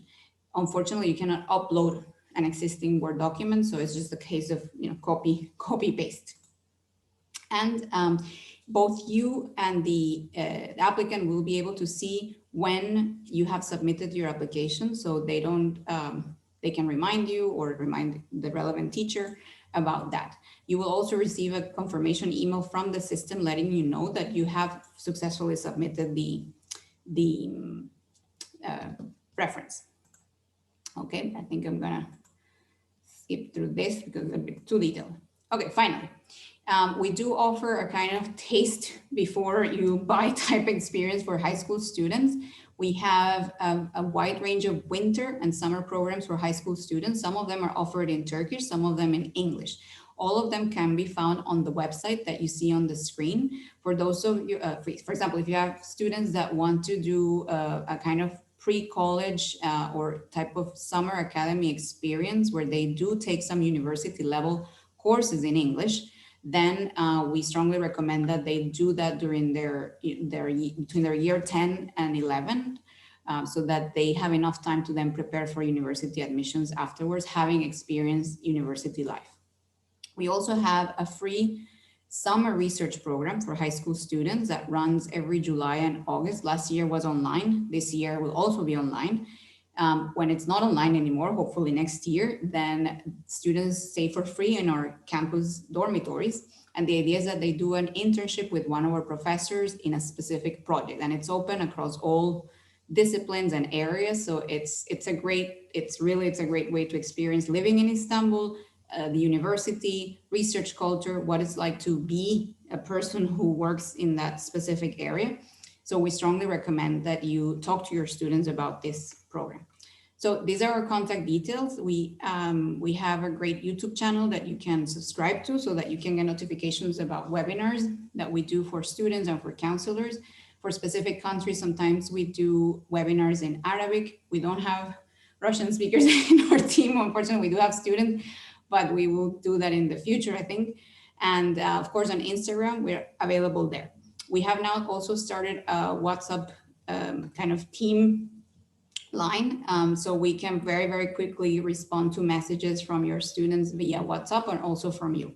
And students are also able to book an online one-on-one session with a member of our team to ask specific questions they might have about their application or about the program that they're interested overall. So with that, I'm finished, and I look forward to your questions. I hope I think I overran by like 5 minutes or so. No, it's Maybe. perfectly okay. Okay. I'll check. I believe you actually answered one of the questions that you received during your presentation. So I believe there's only one question at the moment from Ms. Christina, who's asking if you will be able to make a school visit this year in person to international schools. Christina is from Oasis International School in Ankara, and she's very much looking forward to welcoming all of us, actually, to the campus. So do you have any plans for that, possibly? Yes, so actually we got news 3 days ago from our, return to campus task force. We will be able to start receiving visitors on campus from the 1st of July. However, what we cannot do is accept huge groups all at once. What we can do is, for example, if there are interested students from your school, they can come in groups of 2 or 3, for example, one student with their parents or a couple of students with one parent. And we are able to offer a guided campus tour and, an admissions sort of presentation or consultation.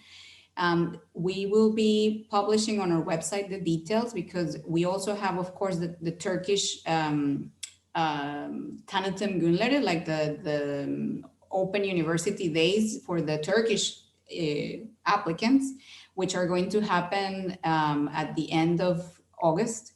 Yes, at the end of August. So we will be organizing small group visits in parallel. So the answer is yes, but not as a whole group. So not the whole classroom together. What we could try to organize with you is, one student per day or more, actually, but they have to come separately.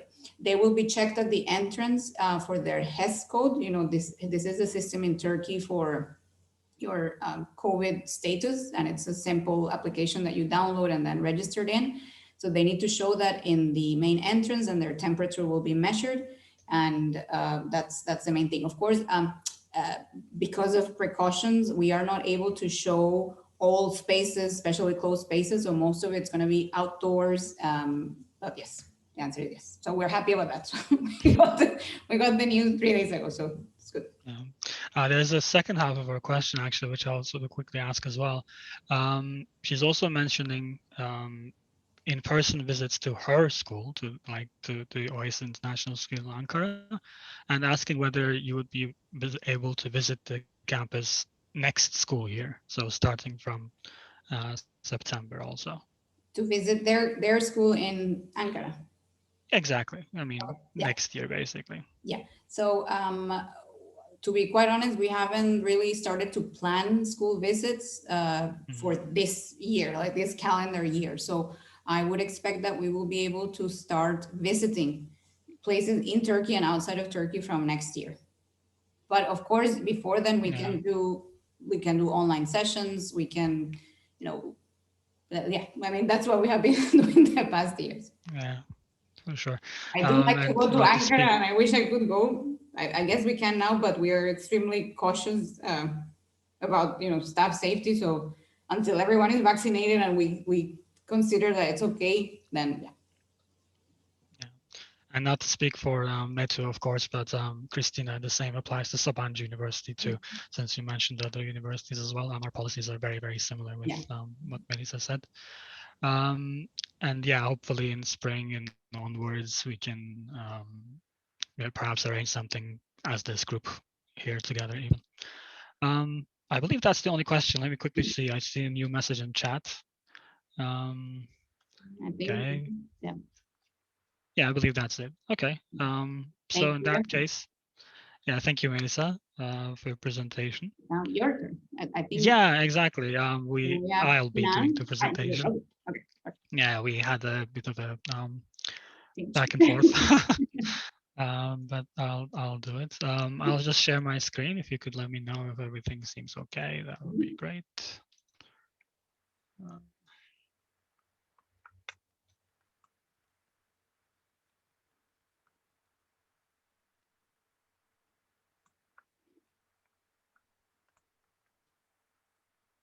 Is everything visible, perhaps? Not yet. Now we can see it. Yes. Okay.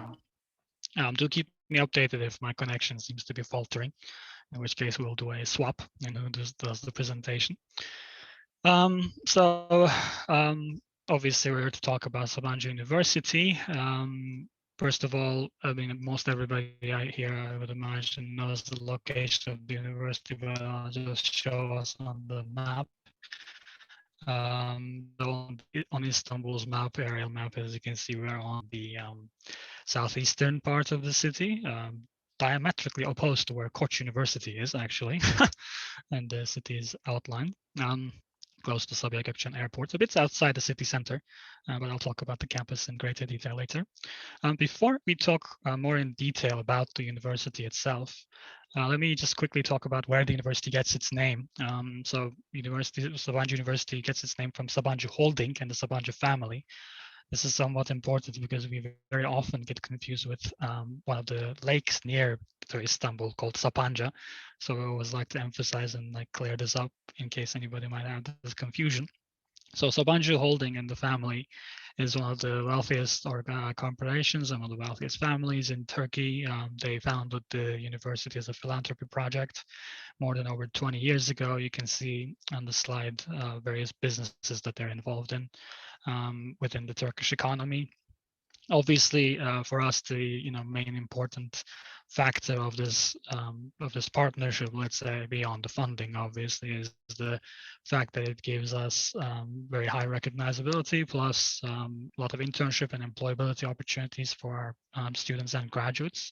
So we always like to sort of talk about that before we start. That said, you can now get to some facts and figures about Sabancı. As I mentioned earlier, the first one is the university was founded over 20 years ago.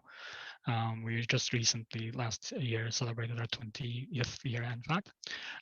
We are a nonprofit foundation university, again, very much like Koç University before I mentioned. All of our programs are in English, which again was discussed, of course, earlier in the presentation. We are a small university of only around 5,000 students total across our 3 faculties. From day one, the university was founded with the express goal of remaining small and being research focused and quality of education focused. So for that reason, we haven't really expanded the numbers in the last decade almost beyond this number. Around 10% of that student body, so slightly higher, including exchange students, are international every given year. Our employment rate is quite high, 97% employment rate. This is after 1 year, I should mention, not in 6 months, but in a year from graduation, and 7% of our graduates find employment or continue their postgrad studies. As for rankings and various other subjects, we will touch on those later on, of course, in the presentation. But suffice to say that there is a lot of, when we talk about research focus and education quality focus, there's a lot of data, which you'll also see later on in the presentation, to back that up. Let's talk a bit about international student spread in the university, where they generally come from. So as far as individual countries go, we have 3 main countries that we recruit students from. These are Azerbaijan, Iran, and Pakistan, with Iran being dominant, especially on the graduate level. As a total region representation, the MENA region is one of our largest percentages. As you can see on the graphic as well, around 40% of our students come from the MENA region. Mainly the MENA region, I should mention. There's, of course, certain students that we have from sub-Saharan Africa as well. And there's a sizable number of students that come from the Western Hemisphere, let's say. We have 3 faculties in the university on the bachelor level. These are the Faculty of Engineering and Natural Sciences, the Faculty of Arts and Social Sciences, and the Sabancı Business School. Across these 3 faculties, we only have a total of 11 undergraduate programs. So again, the university's sort of focus of remaining small and focused is visible here as well. Of course, there are also a lot of minor programs to mention, which you can see below, across a variety of different fields, situated in a variety of different faculties. We do also have, you can also see some of our accreditations, the MUDEC accreditation we share with every other university here on the engineering faculty. On the business school, we are also We have one of the crowns of the triple crown of accreditation of Koç University, ACSB accreditation, but that does still put us among, I think, only 3 universities in Turkey who have such a business school accreditation. So that is still something we're quite proud of. Moving on, you can see our programs on the graduate level. There are quite a lot more programs on the graduate program, on the graduate level, of course, to talk about across, again, 3 faculties, which are the same from last. These programs are, as I said, the university's focus is directly research related, so these programs are supported very strongly. But, since we're not talking about undergraduate, I'll not take up too much of your time and move on. To perhaps the most important slide in the entire presentation for Sabancı University, actually, our education model. So Sabancı University is unique in Turkey, among all universities in Turkey, to have a different education system. There are 1 or 2 universities who have something similar to us, but not to the extent that we do. So at Sabancı, students, when they choose a major in their first year, when they're applying, I should say, they do not actually start this major. For those of you who might be familiar with the American universities, again, the liberal arts system that Melissa mentioned earlier as well, it's a very common part of that system too, which students, when they start the university, they do not actually have a major. After a shared year of classes, the major declarations are made, and then they continue their education. At Sabancı, we follow this model too. So a student who is, for example, applying to computer engineering during the application, once they start the university, they'll be taking courses alongside a psychology student, the exact same courses without any difference. And only after they finish this first year, which we call the foundation development year, will they then be able to make their program choice and then continue on.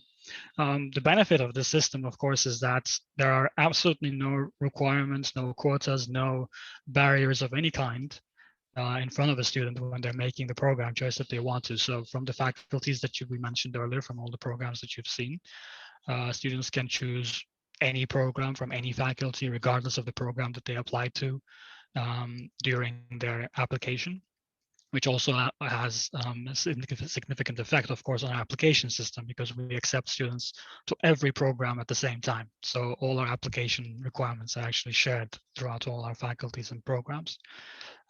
This, of course, allows students to truly create their own path very freely. On top of this, I should also mention that there are, of course, the main minors you saw in the previous slide. And then there are also double major opportunities, which we allow students to do in any combination across our 11 undergraduate programs. So students can really, truly create their own education path at Sabancı, very, very much so. And on top of these, there are still, of course, electives and faculty electives, which are part of their curriculum. So at the end of the year, at the end of their graduation, you can almost say that every individual student that graduates from Sabancı graduates from almost a handcrafted program of their own, which gives them a lot of course, freedom and flexibility. One thing to mention about the Foundation Development Program is to sort of better clarify its intent, I should say. You can see the courses that we have during the program. So the idea behind the Foundation Development Program is to make sure that every student who is graduating from the university graduates as a person who has a decent fundamental education about a variety of different subjects. So we do not want Sabancı University graduates to just be graduates from computer engineering or just be graduates from material science or psychology. We want them to have a different understanding of a variety of different fields. So for example, natural sciences and engineering students, this implies courses involving art and world history and civic involvement projects, where we ask our students to actually take part in social responsibility projects across Turkey. On the other side, for more arts and social sciences or management students, this means a heavier understanding of natural sciences and current situations involving the world, and as well as a very deep understanding of math, much more so than most graduates of social sciences student programs in other universities might have, because they all actually take calculus alongside engineering students. So the idea behind it is to make sure that every student that graduates the university has a deep understanding of a variety of different subjects, and is not limited to the unavoidable, let's say, barriers that their program imposes on them as far as their education at the university goes, and they can break through that and have a deep understanding of different subjects. Of course, on this path, we do not abandon students to make this decision on their own. Through this first year of their education, there are consistent events, consistent talks with students, which culminate in an event every year that we host called Major Fest, which of course we held online last year, normally is held physically on campus, where students can talk with previous graduates, with of course existing professors, as well as industry professionals, to truly understand what it means to study the program that they're interested in. Around, I believe, 80% of our students actually change their major after they start. So throughout this education processes, we do truly inform students in a much deeper sense about what exactly their university degree is going to mean for them when they graduate. So not only do they know, of course, the professional results of their graduate degree, of their soon to be, hopefully graduate degree, but also they understand the type of coursework that they will do. If they're interested, they understand the research. If they're interested in it, they understand the sort of research areas that it's going to be involved in.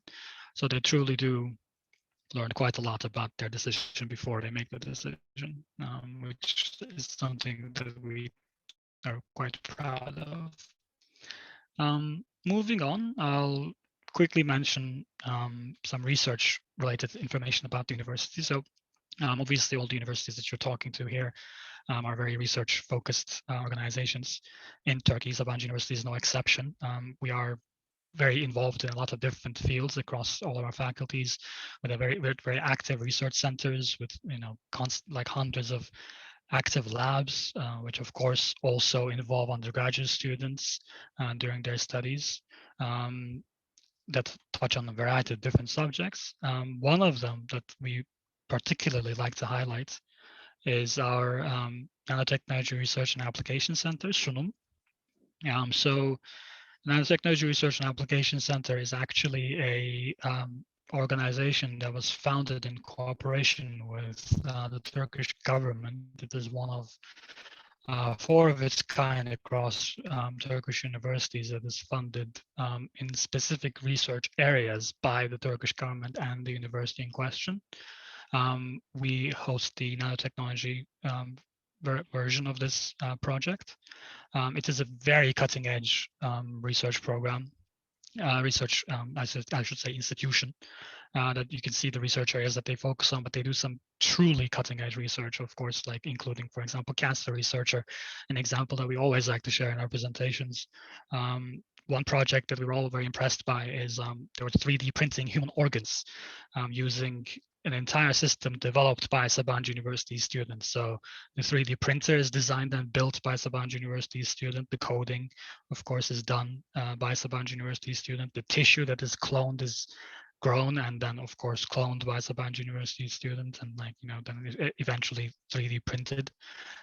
So we were all, very impressed by that. So it's always something that we like to share to show the research impact of the university as well, beyond just simple words about the focus that we give for the research field. To talk a bit about rankings, again, like Melissa said a bit ago, you know that all the universities here today are very highly internationally ranked. So you can see a spread of our rankings here across a variety of different ranking institutions. Of course, we have good rankings across a variety of different subjects as well. So when we talk about the universities, 3 faculties and 11 programs, there's really no faculty that stands out more than the others. So the engineering faculty itself is ranked quite highly in certain programs, and generally, as well as the social sciences faculty and programs themselves. And of course, the business school itself stands on its 2 feet with its accreditations and high rankings and Financial Times rankings.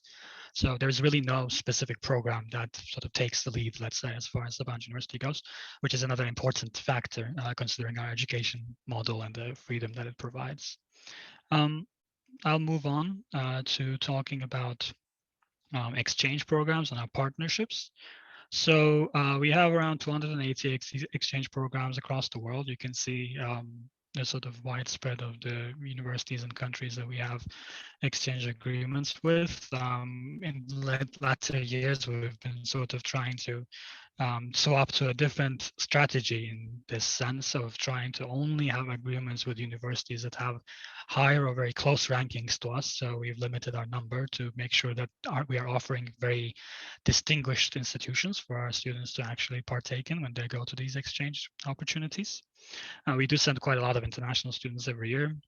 Another important focus that the university has is to cover funding for these kinds of programs on its own. So of course, for the exchange programs that we have in Europe, for example, those are covered under Erasmus programs agreements and so on and so forth. But for if a student wants to go to Japan or Hong Kong or the US or Africa and so on, so South Africa and so on, then the university actually pays for their costs itself. So that's something that we're quite proud of too. This also expands into the university's internship understanding. So in Sabancı University, internships are mandatory across every single program. That means that students cannot graduate if they do not do their internships at some point. And in the latter years, we've also started to encourage students to do their internships abroad. Our internship office not only assists students with finding projects or programs that they can use to do their internships abroad, but also in certain cases can fund their internships abroad too, in a variety of different countries across the world, with Germany particularly in latter years being very popular among our graduates.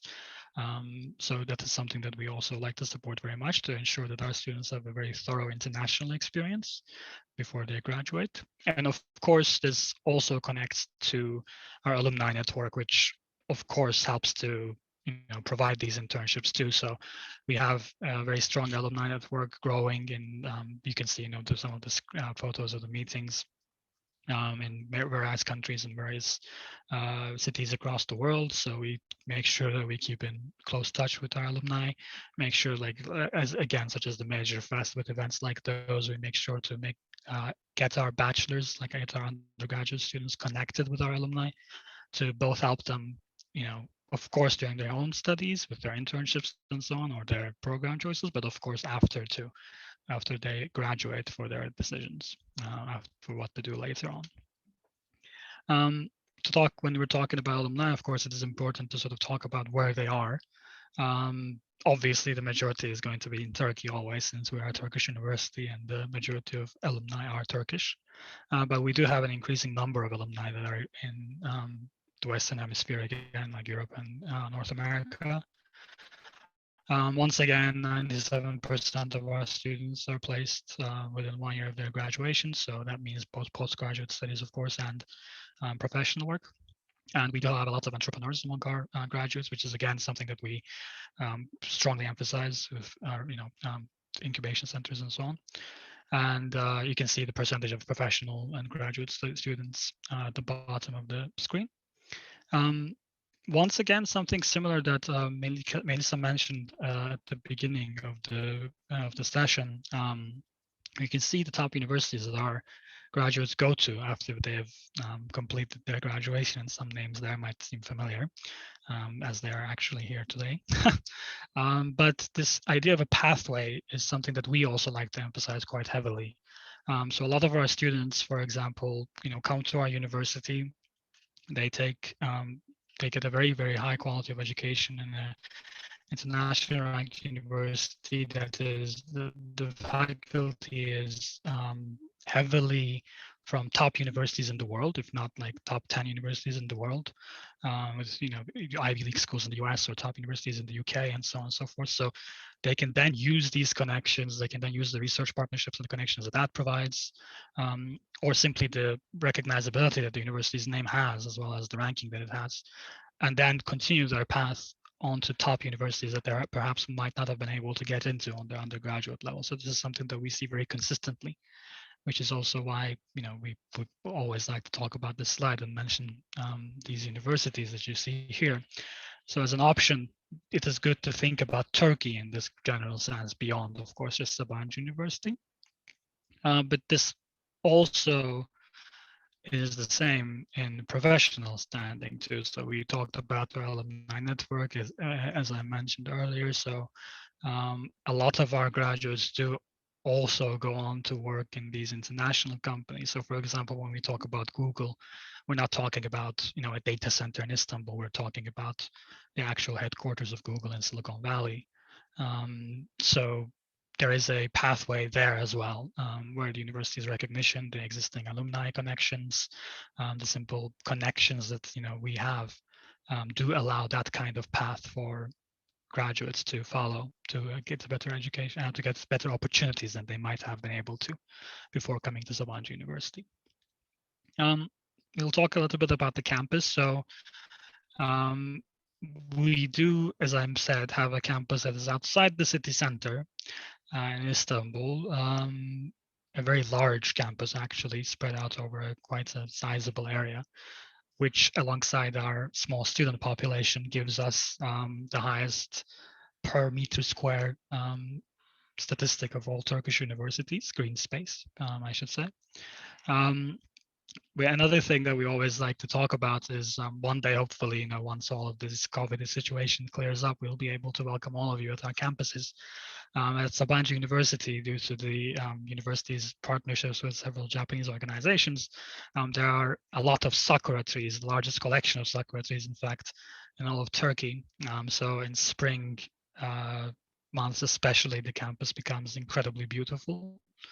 And that is also, of course, emphasized by all the various events that our students host or that we host across the year. So while the campus is outside the city, it provides as much entertainment as the city itself does. And of course, we're part of a variety of, you know, transportation networks, some of which we provide through shuttles and so forth to Istanbul in general, as well as, you know, nearby metro stations, etc. So the fact that we are outside the city center doesn't actually pose any kind of problem for our international students, who generally prefer to remain in campus, actually, outside of sometimes weekends.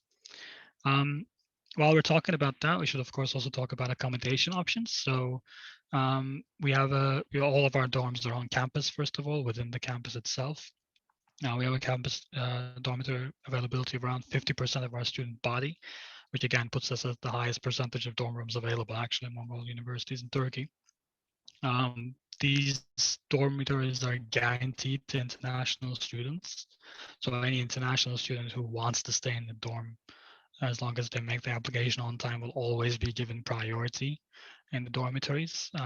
There are 2 room types, which you can see the information there. So the approximate cost at the moment with the dollar exchange rate as it is at the moment is around $1,600 per year, per academic year, I should mention, for the 4-person room, and around $2,200 approximately for the 2-person room.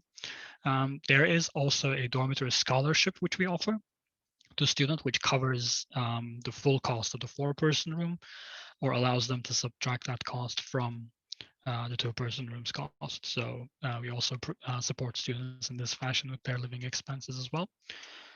And of course, just as you would expect from any campus university in anywhere in the world, as I said, also emphasized by the fact that we are outside the city center, the campus itself provides a variety of different facilities for students to enjoy, from, you know, common factors that you might find, such as a very extensive library and health center and sports center, to, you know, 7 cafeterias and supermarket, a hairdresser, a post office, and so on and so forth, a bank. So students do indeed have most of their day-to-day needs covered, and oftentimes they don't really need to ever leave the campus for these kinds of more urgent, let's say, needs, which provides a safe haven, let's say, for them in their day-to-day lives. Again, we also have a lot of different student clubs, which are of course open to international student participation, as well as a lot of different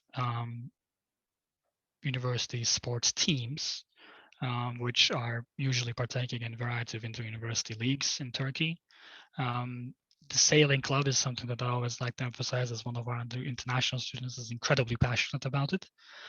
So there are a lot of different clubs that welcome international students and that they can partake in a variety of different senses, aspects of just general life, simply put. To not take too much time, I'll sort of quickly skip over this slide. Suffice to say that there is a very wide network of transportation options that we are also part of. And I'll get to application details, which are probably more relevant questions. So our applications generally, I mean, this was mentioned earlier as well, of course, in the presentation, are open from January till August. The date here is actually perhaps slightly outdated. Most likely we'll be extending our applications slightly based on this date. So it'll most likely be mid-August, but this is still something that is being discussed. All our applications are online through a very simple online application form. We do also have an application fee of $30 per student, which there's absolutely sadly no tuition waivers for at the moment. Once students make the application online and submit all their documents, they're then evaluated by us. So the people who have joined this meeting, myself included, are actually the admissions team as well. And we're also involved to some degree in the scholarship processes too, even though there are committees, of course, of academics who also follow the processes. One important thing to mention about our application requirements is that we accept, in addition to international exams such as the SAT and A-levels and IB and so on and so forth, we practically accept national systems across pretty much the whole world. We have an exam list of, I believe at the last count, around 160 countries, perhaps higher than this. So we do accept national diplomas from practically every system nearly across the world. Of course, a majority of our students do come from international schools providing international curriculum, such as the British curriculum or the IB or American curriculum, etc. But this is still an important thing because we do like to keep a sort of welcoming approach, let's say, for students coming from different educational backgrounds. As was the case with other universities, we do not have an English exam requirement during the applications. We also do not accept the IELTS due to Turkish government regulations. Students can choose to take the TOEFL, or they can instead take our own exam when they are ready for registrations after the entire admission process has been completed 1 week before classes start, even less than that, in fact. During the orientations, we host our English exam. We do suggest that students take the TOEFL if they can, especially after they have secured the admission and gotten the offer that they want. So as I said, it is not part of a requirement of admissions, but if students do not want to risk taking our exam and having perhaps an unlucky day and failing the exam and then having to go through our own English courses, we do suggest that in the intervening period after they've gotten their offer, they can, choose to take the TOEFL or a variety of different exams that we accept. But as I said, this is not a mandatory side of the application.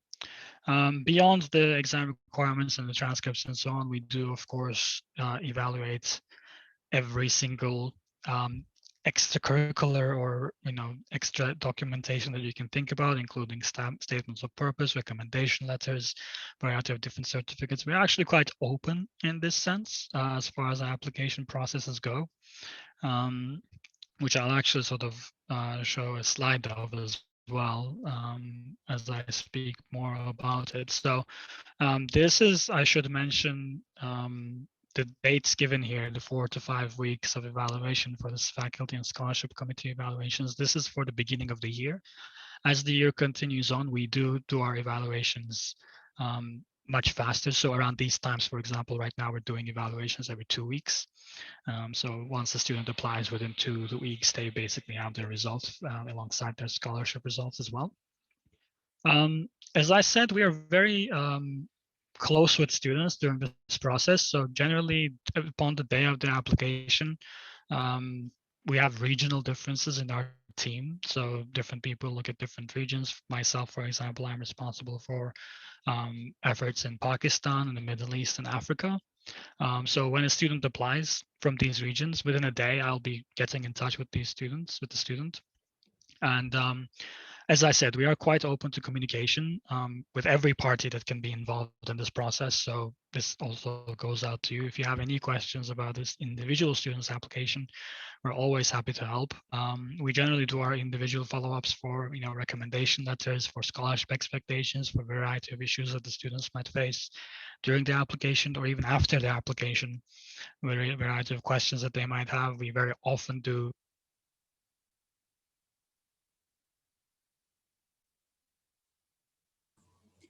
And sorry, I think your sound went off.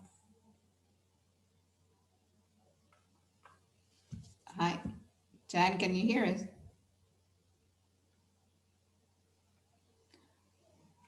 I apologize, maybe. John, your mic might be off. I think he can't hear us. I will write to him on the chat. Mhm.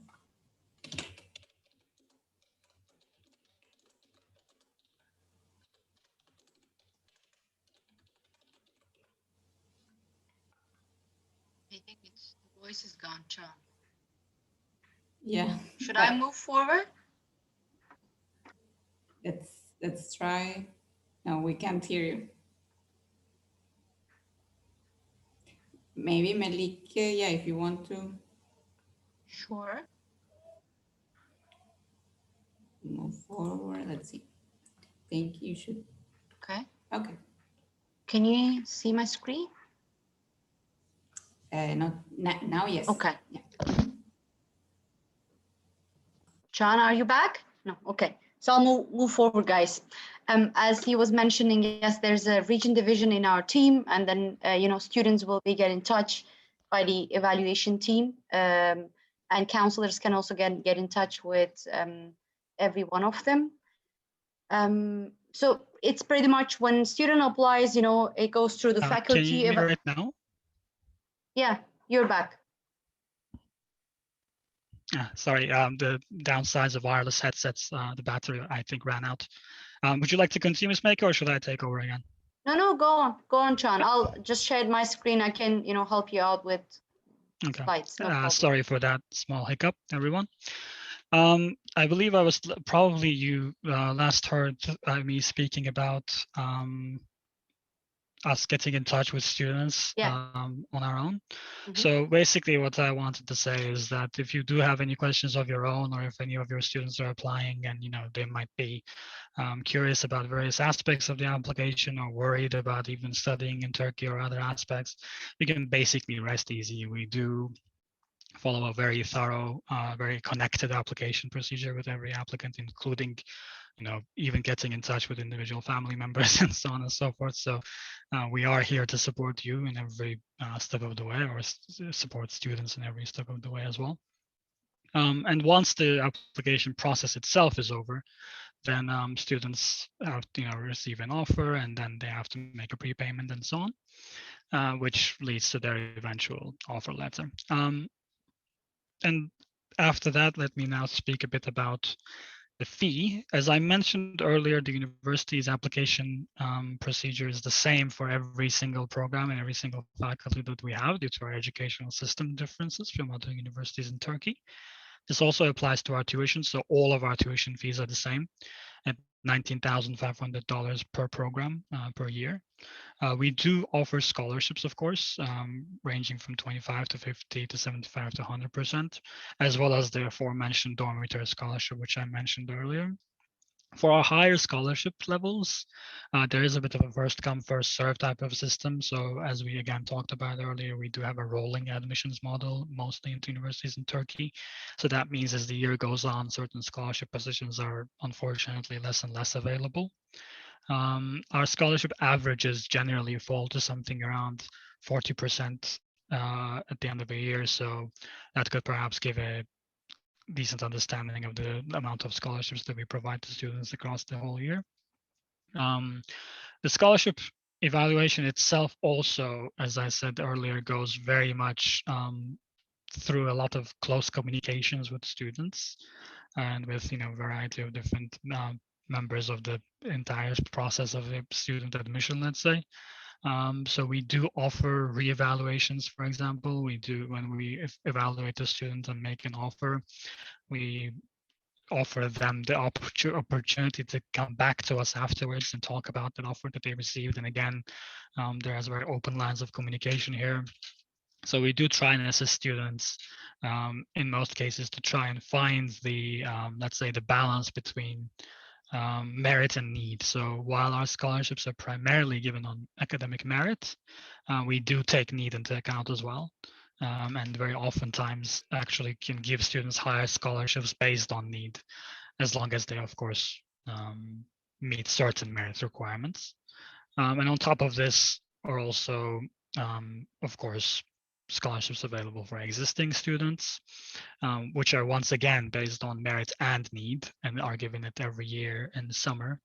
So students can basically increase their scholarships by increments from year to year. So a student who comes to the university with a 50% scholarship can apply for a need-based scholarship evaluation. Summer gets an increase of 25%, for example, to get up to the next level of 75 and so on. And of course, all scholarships are given for the full duration of the education. Ms. Melike, can you move to the next slide? We'll talk about graduate programs just very slightly, since, as I said, most of the people here are, of course, high school counselors and so on. But suffice to say that the graduate programs accept students with GMAT and GRE scores for thesis programs in general. These programs are generally full scholarship programs for both PhD and masters. If you have any kind of interest in learning more about these, you can always let us know and we'd be happy to inform you further. And again, you can see the fees here for graduate programs, but as I mentioned, most of them are actually free of charge. And that brings us to the end. Here you can see some contact information, our social media channels, which are very active, which we would absolutely love if you would be able to follow, and our email addresses and so on. And thank you for listening. If there are any questions, I can quickly answer those. Though checking the Q&A section, I don't see any, nor the chat section. So I guess that's it.